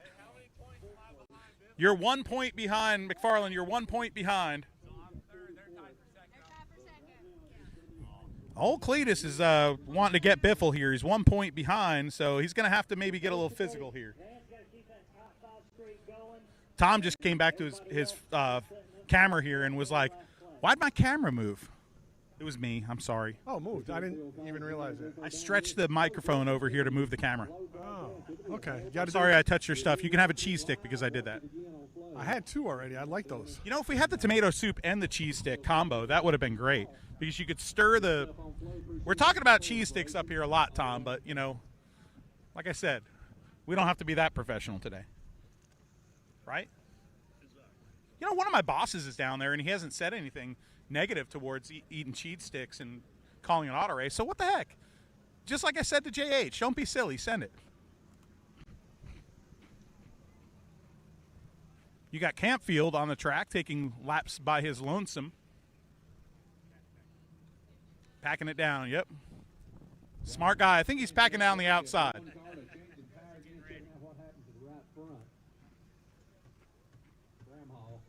You didn't try a cheese stick yet. What is wrong with you, Phil? Oh, we're going to get Phil Combs. Hey, Tom, we're going to get Phil Combs to try his cheese stick. Come on. Let's get the camera over here. This is great. Here we go. We're going to get cheese stick review from Phil Combs. Here we go. Cheese stick. What do you got? Crunchy. Pretty good. I'll give it a 7 on a 1 to 10. See, I'm usually more of a Nabisco guy. I'm kind of cheap. But I went down the shopping center aisle the other day, and I saw these Froofy. This is Froofy for a Dillner. This thing is I think I need to eat it with a pinky up or something, because this is high-class cheese sticks up here in the western North Carolina mountains. Rutherfordton's never seen cheese sticks like this. I want to give our cameraman, Tom Ryan, man, killing it. I want to give Tom kudos on a great job being here today.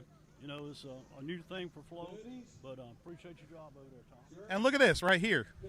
Blake's mom, she's got it going on. And did you try the cheese sticks? No, I haven't. Why not? Because she's going to try it. to be hot. No. That's the ones you get from, like, Pizza Hut. Oh, an inside scoop? The Cherokee Speedway Tower caught on fire the other day. And she was in it. Her headset smelled of fire at Harris the other night.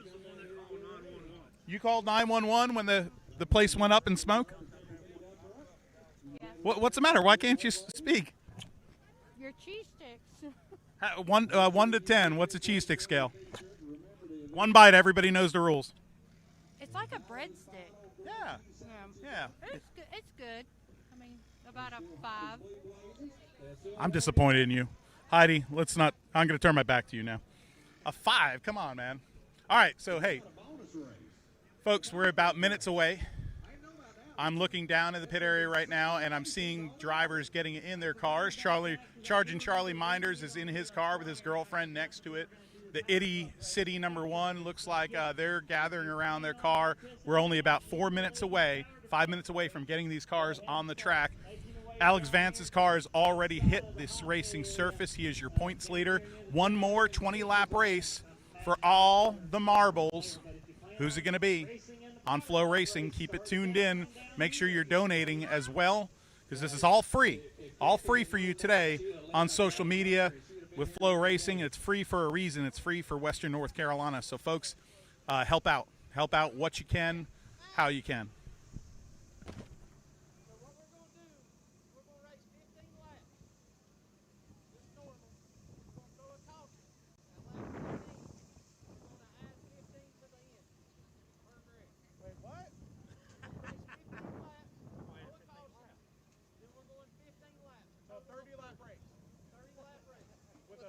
Competition caution. Breaking news. Here comes the banner underneath. Breaking news. We have just changed the format of the race. This happens when you race on a farm field. Just know to expect the unexpected. And Greg Biffle has just summoned Mitchell and said that we are changing the format of the finale. It will be a 30-lap race instead of 20. It is now turned to the Triple B 110. We will have a halfway caution, not a break. Halfway caution to bunch up the field. This is going to be good, folks. 30 laps here to settle this one. And folks up in Winston-Salem, don't worry. So far, looking at the timing, I should make it to the Bowman Gray Stadium banquet tonight.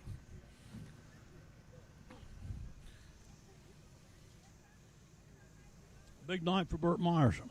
Big night for Burt Myers. Yes, indeed. His 11th championship at the Madhouse. 98-time winner at Bowman Gray Stadium across 2 divisions. Of course, he's got 1 sportsman division win. Just nipping at the heels of Tim Brown, who, of course, reached the century mark, the first driver to do so in Bowman Gray Stadium history. Tim Brown winning his 100th feature this year. And also a big record-breaking year for him, becoming, with that 99th and then the 100th, the all-time winningest driver in the history of the famed quarter mile up in Winston-Salem. I'm going to give you some interesting info on souvenirs.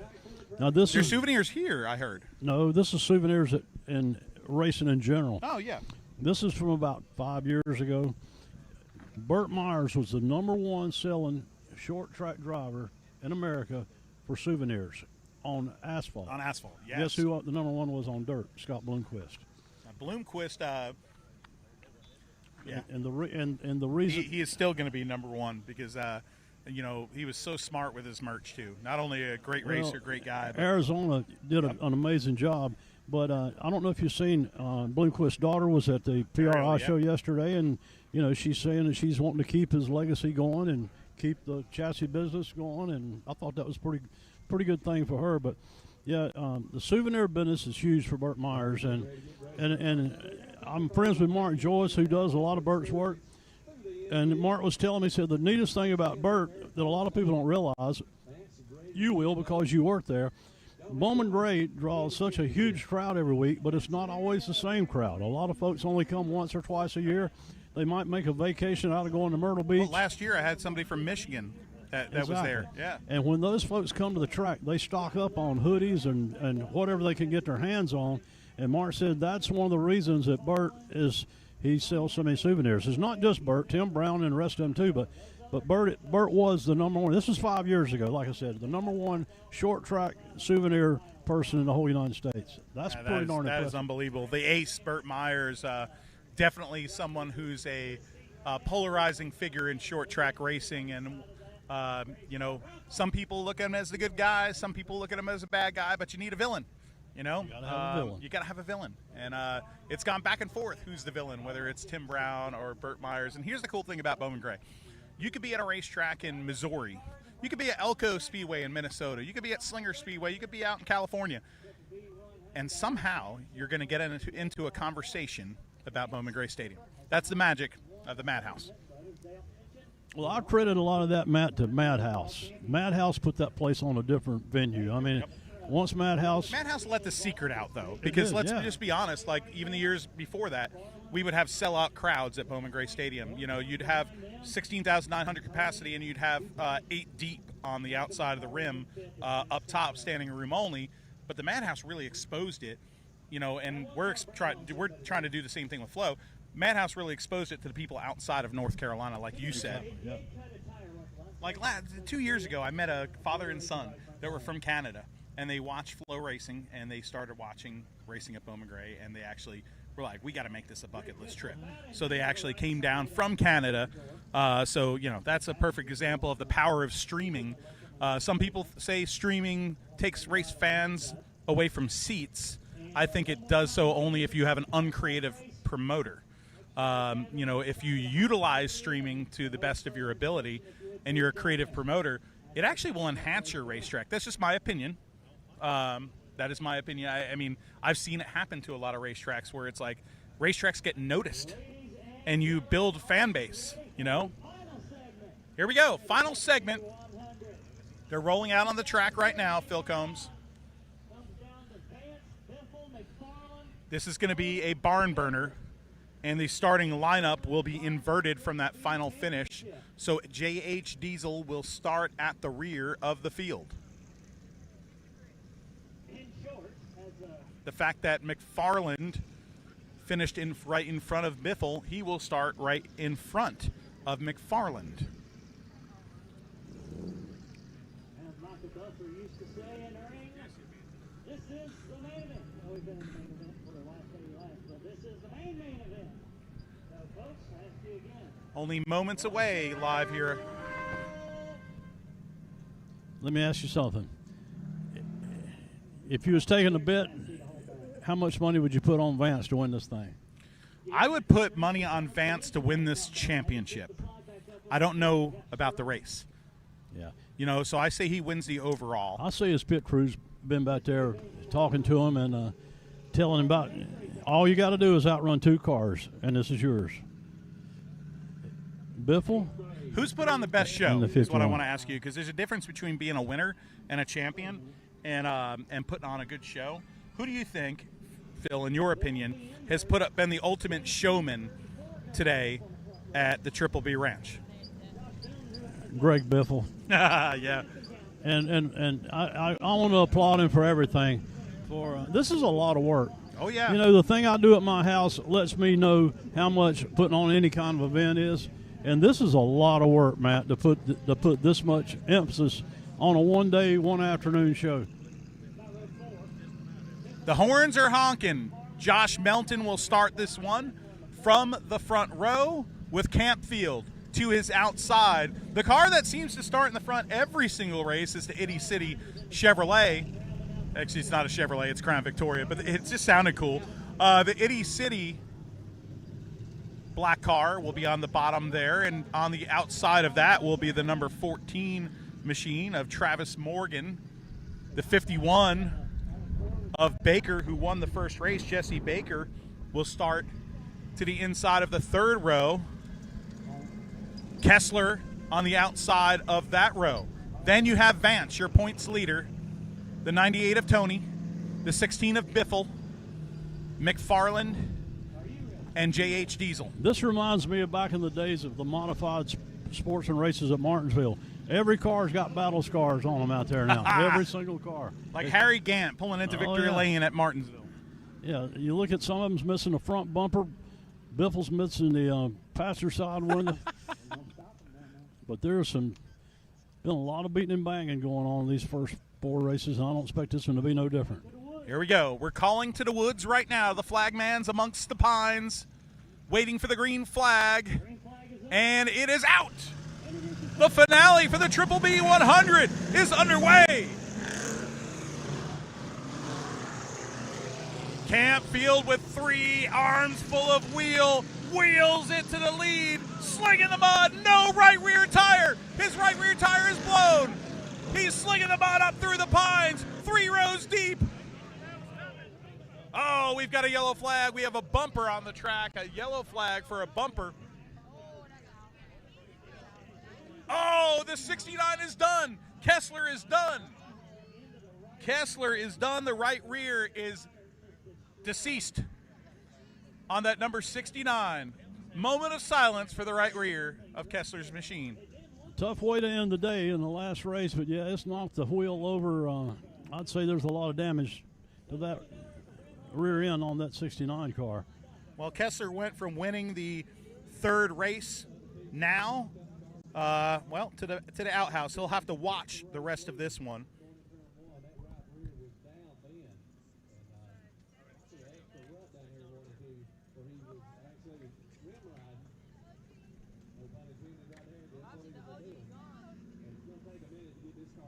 This car is going to have to get towed, for sure. Look at that right rear. I think it was just too much downforce with that plexi side, right? Yeah, clearly. That dirt late model spoiler probably had a lot to do with it. I think Gary Ballou was tweaking on that body. Gary Ballou might have been, yeah. We're going to have a record to get him, I believe. I think we're calling for the record. We were going to call for dues, but I think he's smoking a cigar and not paying attention. So, tow truck driver, attention tow truck driver to the turn 1 and 2 area, put down the cigar. Tow truck driver dues to turn 1 and 2, please. Now I think we're going to go Bobcat instead. We're going Bobcat instead. Here comes the Bobcat coming out of the pit area. I like Bobcats. I've always wanted to drive one of those. Have you ever driven one? No, I never have, but I tell you, they've had hundreds and hundreds of those things up at Lake Lure and Chimney Rock. I don't know if Bobcat supplied them or what, but I've seen those things in a lot of videos. They are a very interesting machine that's capable of a lot in some tight spaces. You know, the Army kind of tank track. He's got the horns out on that thing, so he can maybe lift this thing.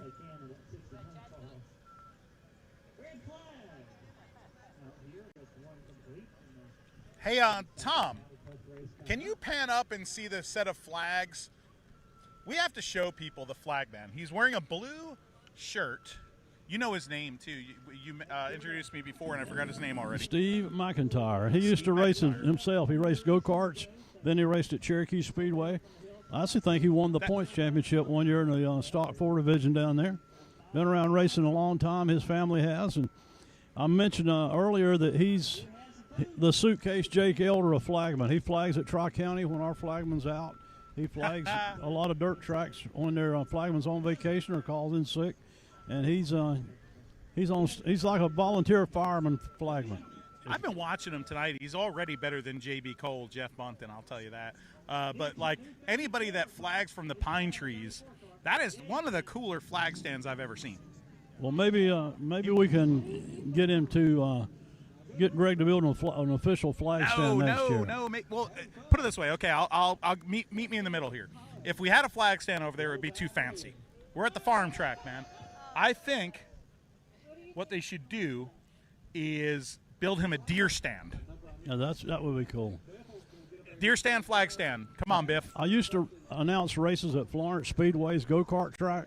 Oh, look at Dews out there. Oh, my gosh. Look at the tow truck situation, Tom. And look over there to the left, the Bobcat. Dews is underneath the car. Dews is underneath the car. They've got a chain, it appears, and they're chaining the car to the Bobcat. I love tow trucks, and this is actually something unique here that we're watching, the way they're chaining this puppy up. Only Dews would think of something so obscure. The European mind cannot comprehend what we are seeing here today at the Triple B. This might... Oh, here we go. He's backing up. Did it work? Nope, didn't work. I think they're just going to push it off the track. Folks, here we go. Watch. This could go one way or the other. Here we go. I think they're just going to push it over the hill. There is a graveyard over there. There's one abandoned car. Similar to Dale Jr.'s, but it's all Crown Vics. Our Crown Vic junkyard behind this place.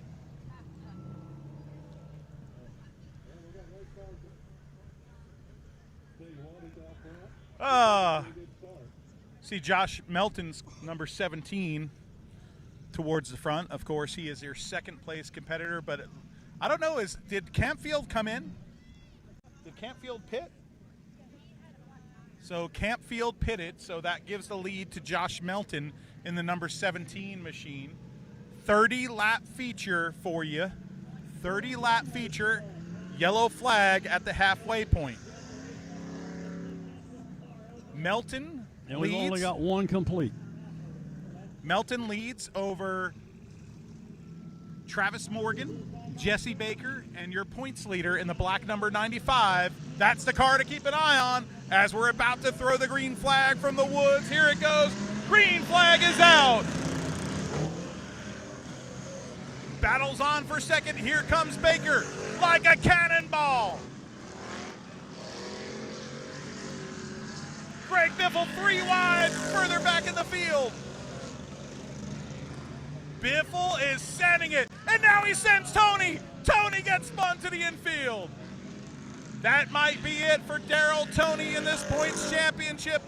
Charlie Minders pulls off the track. Now here comes Biffle in fourth position. Yellow flag is out.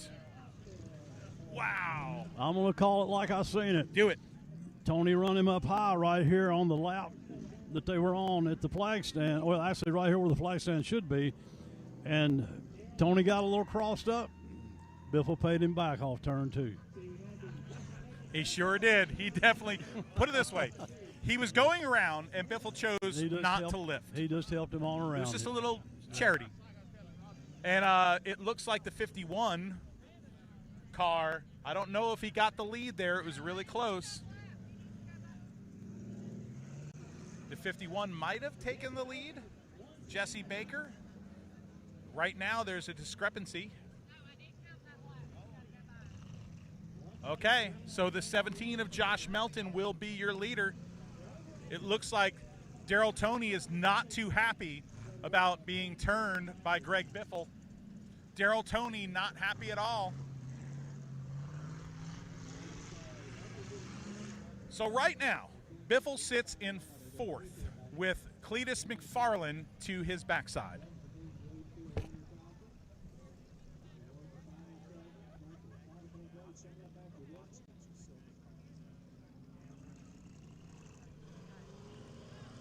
You remember our conversation earlier? All right, now.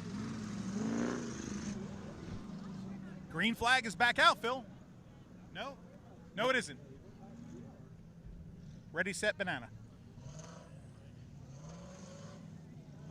Go ahead. Take the leader out of the equation and look at the top 5. Yep, all the guys at the top of the points heap. Excuse me, actually top 6. You can put the 88. Remember, he got in after winning that last race. So we're right back where we were. Lights are out on the invisible pace vehicle. Melton, your leader. Can he hang on? Baker in second.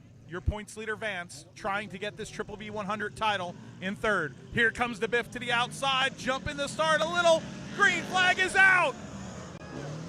Biffle swallows up 1, swallows up 2, like Pac-Man. Getting the little dots on the outside. Here comes the Biff.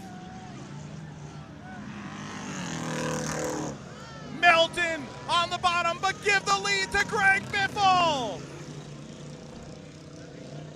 Here comes the 51 into second, pushes up, 3, 4 wide off of turn number 4. Vance now in second position. Vance in the second spot.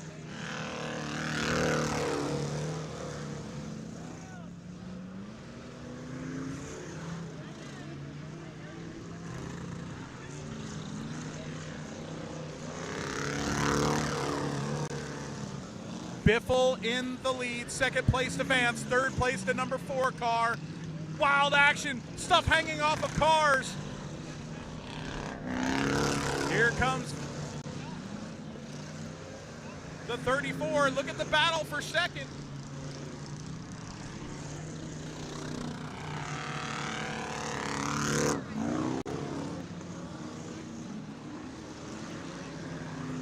The 96 is in second position, black number 95, that is Vance. Cleetus McFarland to the bottom of that car. What a battle on the track now, throwing mud sky high. McFarland to the bottom of that number 96. Great battle on the track as they dance through lap traffic. Oh, McFarland pushes the nose up, Vance hangs on to it. All sorts of squirgly out of turn number 2.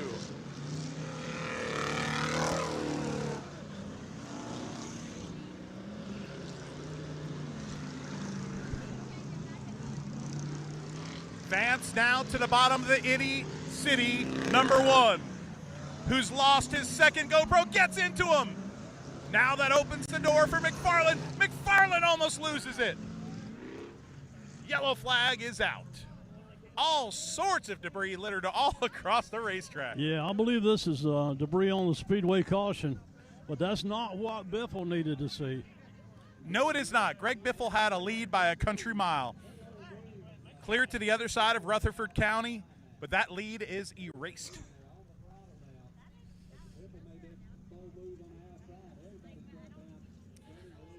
Yeah, Biffle got an amazing start on that restart. We were all looking at the officials down there to see if they would judge that he jumped the start or not, because the green flag was unfurled, but some of the cars hadn't stomped on the throttle yet.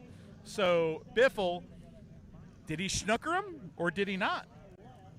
It is up for debate, and it will be a great question no matter what happens at the end of this race. Well, it looks like Mike Hilton's up in race control looking at a replay of it right now on the oh yeah, he's over there by the pine tree. Yeah. So is Hoots. Yeah, Hoots is up there looking at it too. Yeah, he's with him today. It's gotten a little bright out. You don't have to worry about him jumping the restart.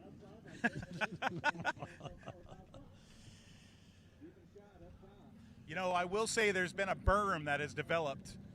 As they true. pan the camera right here, you see the berm that's developed right there. Yep. The bottom groove is working.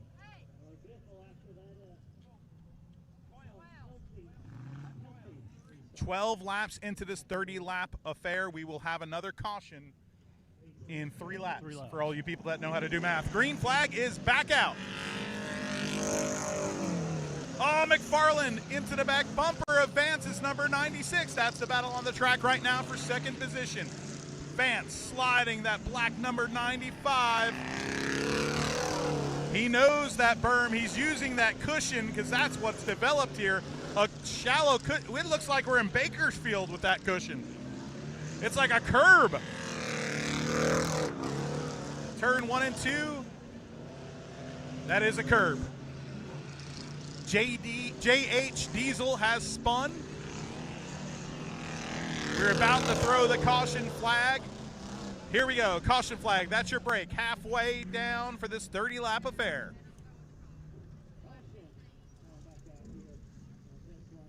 Greg Biffle is your leader. Alex Vance in second position.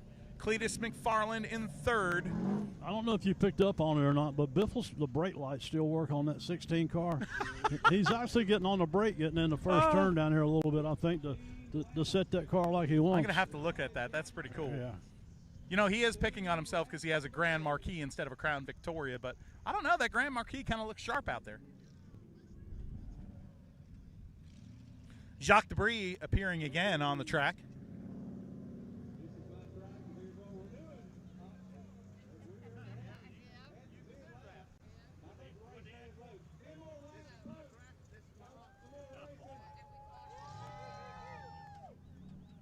Wait, what?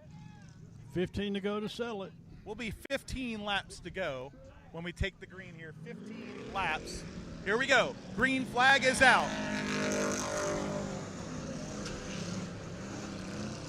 Biffle gets squirgly, pushes up. That opens the door for Vance. Trouble for the Biff. Trouble for the Biff. He's got a flat It looks tire. like the axle. Flat right front. Right front. Something wrong. The right front has gone down on Greg Biffle's machine. From the penthouse to the outhouse goes the future NASCAR Hall of Famer. Literally in his backyard. The crew right now feverishly going to the repairs to change the right front tire on the Biffle machine. The 3M Roush Racing crew has it jacked up. Unical 76 gasoline going in the right side. 4-tire change. Oh, okay, guys, I'm exaggerating.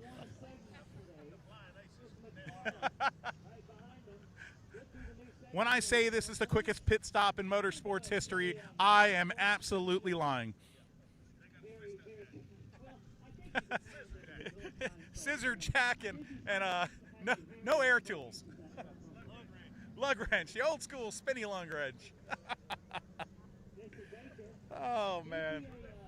If you can't have fun in a farm field dirt oval, you are not living life right. So sometimes at your little local short track, you'll have 2 courtesy laps. For this would be like, whatever, 20. But they're doing a good job. The tire's already on, I believe. And here comes the Biff. Here comes the Biff. Tim Richmond style, backing that car up. Come on, Smokey and the Bandit, turn that thing around, boy. Here we go. Well, let's watch this turnaround. It's going to be a good one. Oh, no. Oh, the Biff having to go to the rear. This is going to be something to watch. Folks, if it gets strung out, we'll be watching that 16 car out of the corner of our eye. But right now, Vance is your leader, but who's on his backside? 14 laps remain to finish.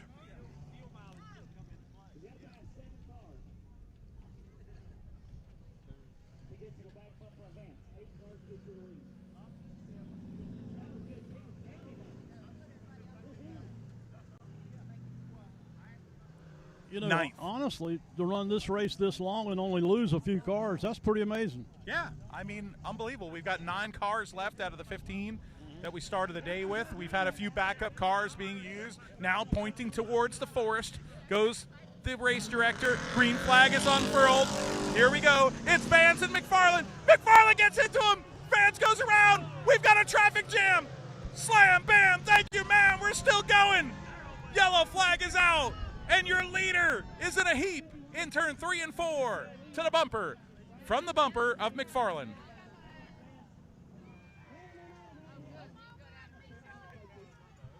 I think we're going to re-rack them and restack them.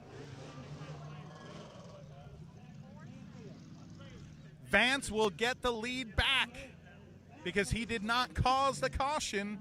The 34 of Campfield caused the caution. So they revert back to the last lap. So the 95 will get the lead with the number 4 in second. That is the right call as Campfield.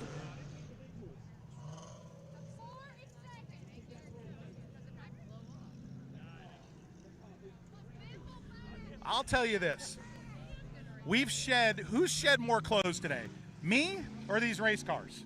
Because the sun's shining and it's getting a little warm here. But these race cars are stripping down. The sun's shining, but the breeze has picked up, have you noticed?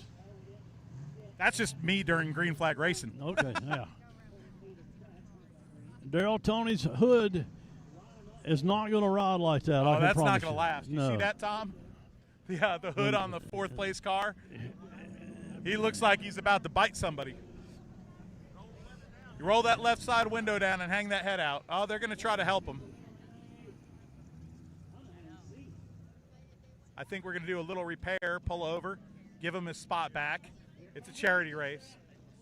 Ratchet strap is coming. Dues to the ratchet strap repair. I don't think is that the same cigar he was smoking when he got here today? They all look crappy and cheap.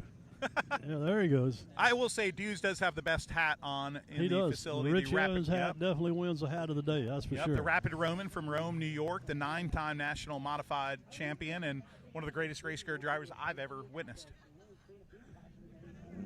I'll tell you what, let's talk about that last restart. The 96 got a little, pitched it in a little sideways, and McFarland tried to finish him. Is that what you saw? That's exactly what I saw. If he does that again, I'm afraid old Cleetus might take him to the infield. Folks, the gloves have come off here at Triple Yeah. B Ranch. Oh, yeah. Greg Biffle still mired in the last starting position.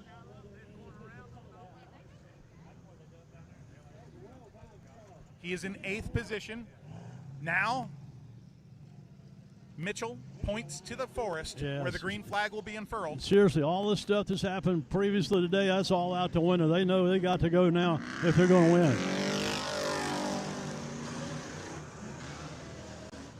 Green flag is back out. Here comes Vance. Vance is your leader. McFarland to the left rear.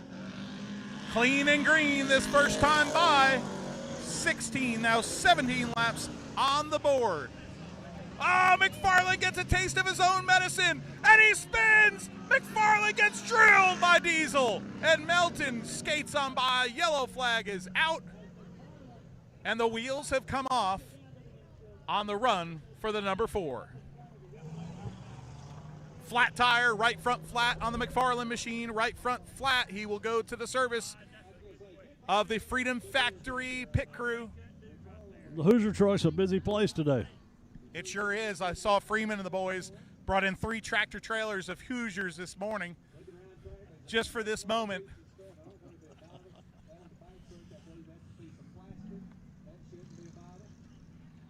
McFarland's Freedom Factory crew going to work on the right front of that number 4 machine just beyond the camera view.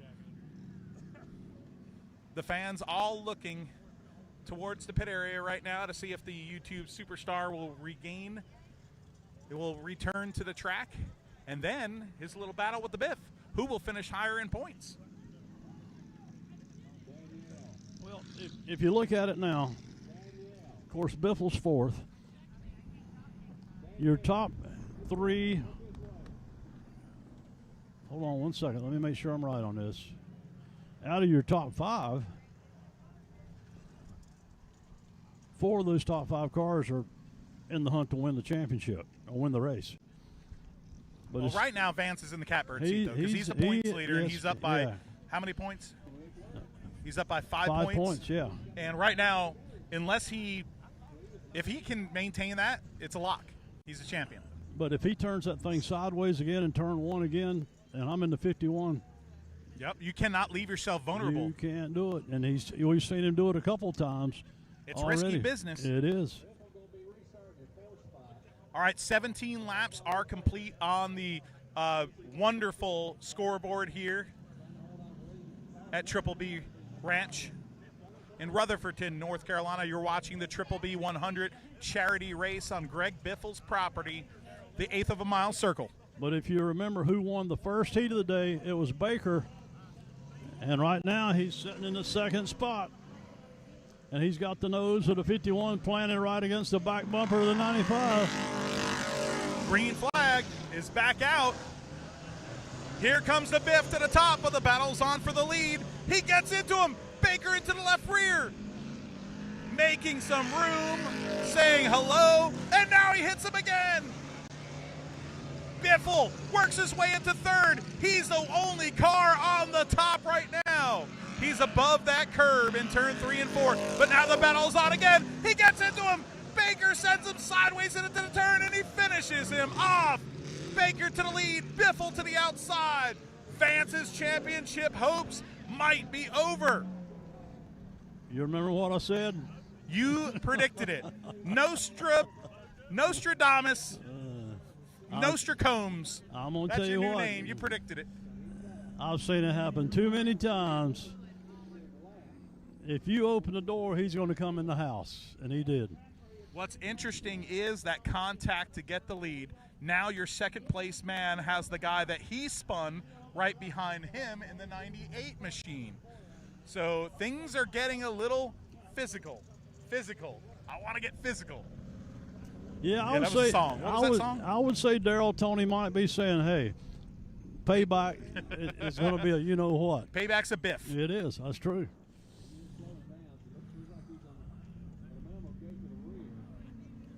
Vance goes to the rear, and it looks like Cleetus McFarland might be done.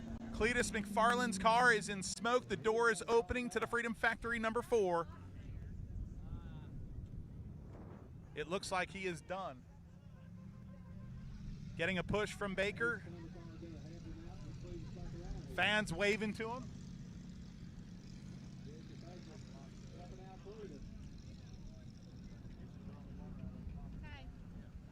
Oh, she done.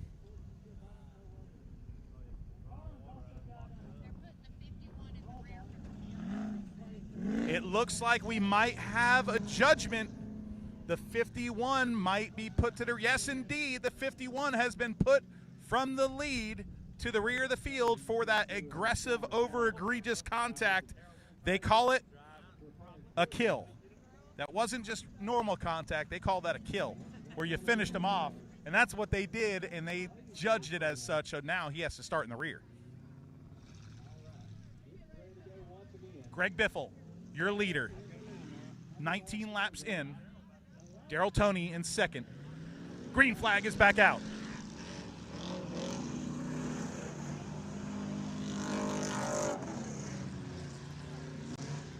Biffle out to a commanding lead. Can Vance, the number 95, advance enough spots to keep his points lead?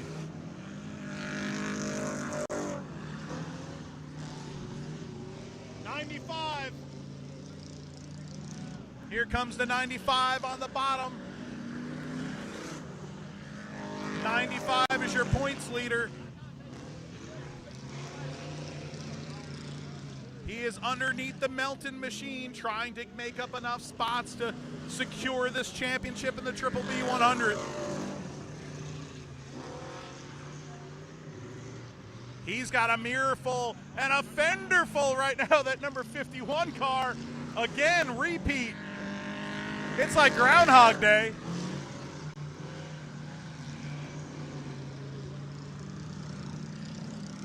"24 laps down, 6 laps to go. 5 laps to go, 5 laps to go. Can Vance make up another spot or two to secure this championship? They get into each other. Vance goes around again. Vance is around. Yellow flag is out. Just when you thought he would creep up to try to get the championship back secure, he is stopped on the racetrack again. Wow. That, what was it Danny Don used to say, turn out the lights, the party's over, I believe, for Vance. You just never know. The 98 of Tony, right front flat for Tony. He's going to the pit area for repairs. Roger, how about going and changing that tire for Darryl? I will. I don't even know. Hey, stop right there. They'll put him one on. Biffle leading JH Diesel. There's Cleetus McFarland calling on. He's cheering on his boys right there.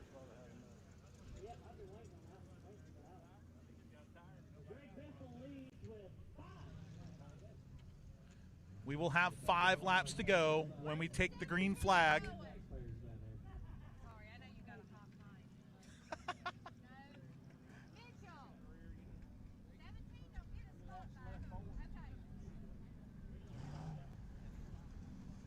All right, we're sorting out the order as we await a 98 is out. Tony has retired. Okay, here we go. Let's rack them and stack them. 16, Biffle in the lead. J.H. Diesel in second. Baker in third. Jesse Baker in third. The Itty City machine.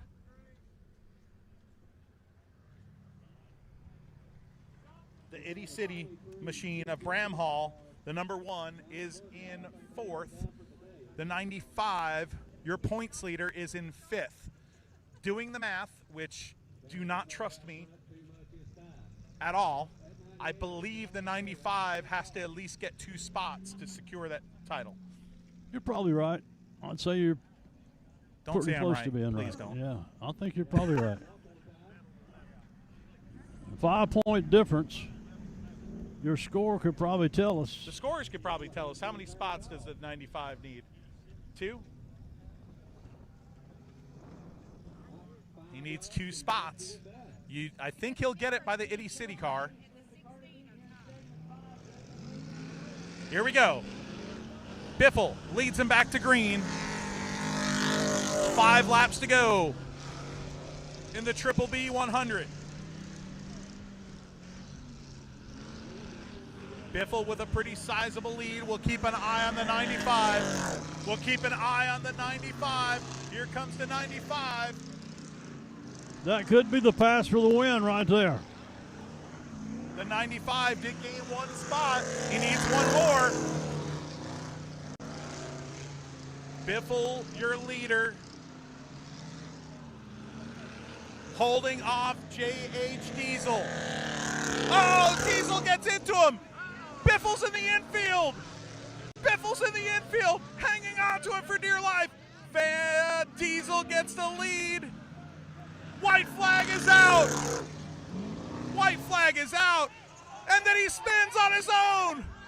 Vance takes the lead from the 3rd position.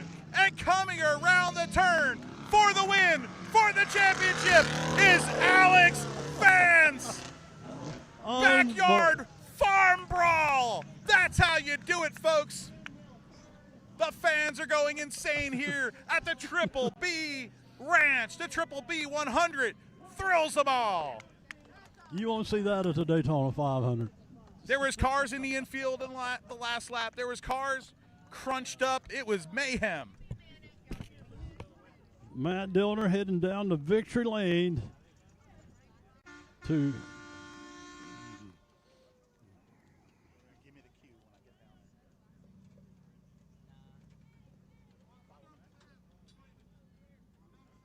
all the way from Waynesville, North Carolina. Climbing out of the 95 machine. Ladies and gentlemen, give that man a big round of applause.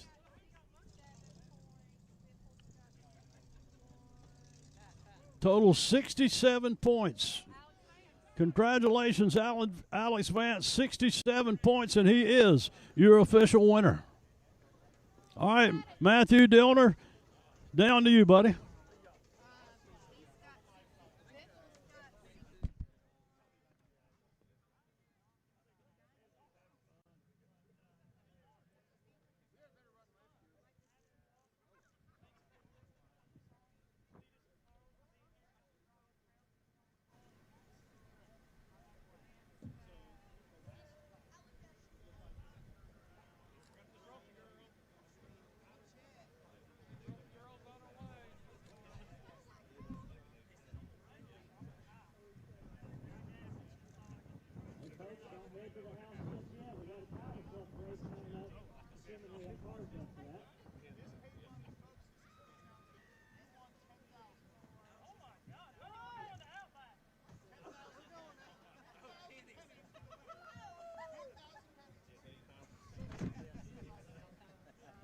I'm going to do is I owe Chris Minders a steak dinner for changing my flat tire the other night. Other than that, we're all going to go out and have some fun, eat, and I did not know this paid anything. So great. Thank you, guys. Well, you got a really big trophy, too. I don't know if the trophy is around here. It's coming. It's on its way. But let's have you pose with that check. And, hey, I got to ask you one more question here. What happened with that contact earlier on? Because you had the lead and you had the car to beat, and then you were in the infield. He's beating on me pretty good. I think he got into me a little too hard and took me out, but that's all right. It still ended up working out, so no hard feelings. All right, I got to ask Greg before we present the trophy here. Biff, you had the lead. What the heck happened on that last lap? Do we have to talk about that? Yeah. Okay. Well, JH had me really concerned. I was looking in my mirror, and I was out front just cruising, taking it easy, because I was worried about the right front air pressure. They just picked the spare up, put it on. Big rut down here, turn 1, so I was trying to drive it easy in, but I saw JH on me, and I'm like, uh-oh, I got to go. I know we're coming down to the end of it. So I sent it down in there, and I just kind of hooked that groove, and it sent the back around, and then everybody else did the same thing. So that groove down in 1 was getting really deep, and no excuse. I drove it down in there knowing JH was on me, and it just went around. That was like a California sprint car curb over there. It was, and I was trying to get out of the way because I saw him coming, and he didn't have anywhere to go. So it was a great race. We had a good time. But this trophy, my property manager spent a lot of time making this trophy, and it's handcrafted from wood from the property, and we got the North Carolina Strong, symbol on the top of it for Hurricane Helene, and held on by a spark plug. I really like that. Yes, held on by a spark plug. This is a cherished piece. All right, now present it to him. Yes. So here you go. Congratulations, 2024 Triple B 100. Thank you so much. Hey, I need to see that a second. Garrett, come over here. I told my wife I was getting a picture of you two before this is over with. All right, hey Cleetus, real quick here, real quick here. What happened with you? That knocked you out. I was being a little reckless. I'm not gonna lie. Something got into me. I was feeling right, and I spun out. I got hit, but really I should have saved it. I just lost it like an idiot, and then my idiot buddy JH also just ran right into me. So totally my fault. And then JH was almost on to win it, spun out in first place on the last lap. So us Florida boys are going home with our tails tucked between our legs. But we had a blast hanging out with these guys. Congrats. Thanks, Greg. Cool. Yeah. He beat you on the match race too, so you're really gonna go back with the tail between your legs. Yeah. Honestly, I just don't think I'll ever come back. All right, we may be the two tallest guys, but we'll be leaving here a little shorter than these two guys. All right, the winner right there. Great job. Big round of applause as they take some victory lane pictures here.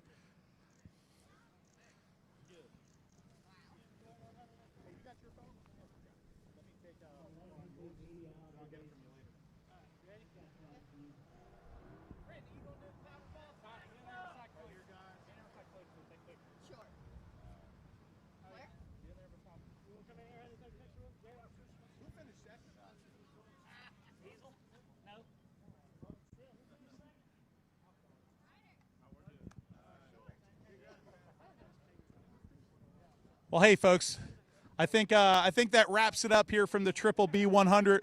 What a day here on FloRacing and our social media channels. You can't beat being out in the middle of a farm field. Kind of unplanned that we did this last minute, but we did it for a reason. We did it for charity. We did it for Greg and what he and his family and a lot of others here in this region has been doing. They've been rolling up their sleeves and just doing, not waiting for other people for help. We would love your help too. Make sure you take out that phone and get that QR code. Donate to the relief efforts here. Greg-Biffle on Venmo. Thank you guys so much for joining us live on FloRacing and our social channels for the Triple B 100. We had such a good time today in this farm field, a beloved tradition here in Rutherfordton, North Carolina. Phil Combs, I appreciate you, buddy. Thank you for joining us up in the booth. You are an absolute treasure. Thank you so much, Matt. Doing a great job. What a victory lane interview. I'm telling you, that young man, he had everything against him on the last lap, and he pulls out to win. An amazing race. And thanks to you guys at Flo for letting me be part of this thing today, and for all you folks that are watching. If you ever get a chance to come up here and watch this thing in person, a great show. Merry Christmas. Thank you, Phil. Appreciate you so much. And for everybody watching on FloRacing, I'm Matthew Dillner, and until next time, we'll see you at the races.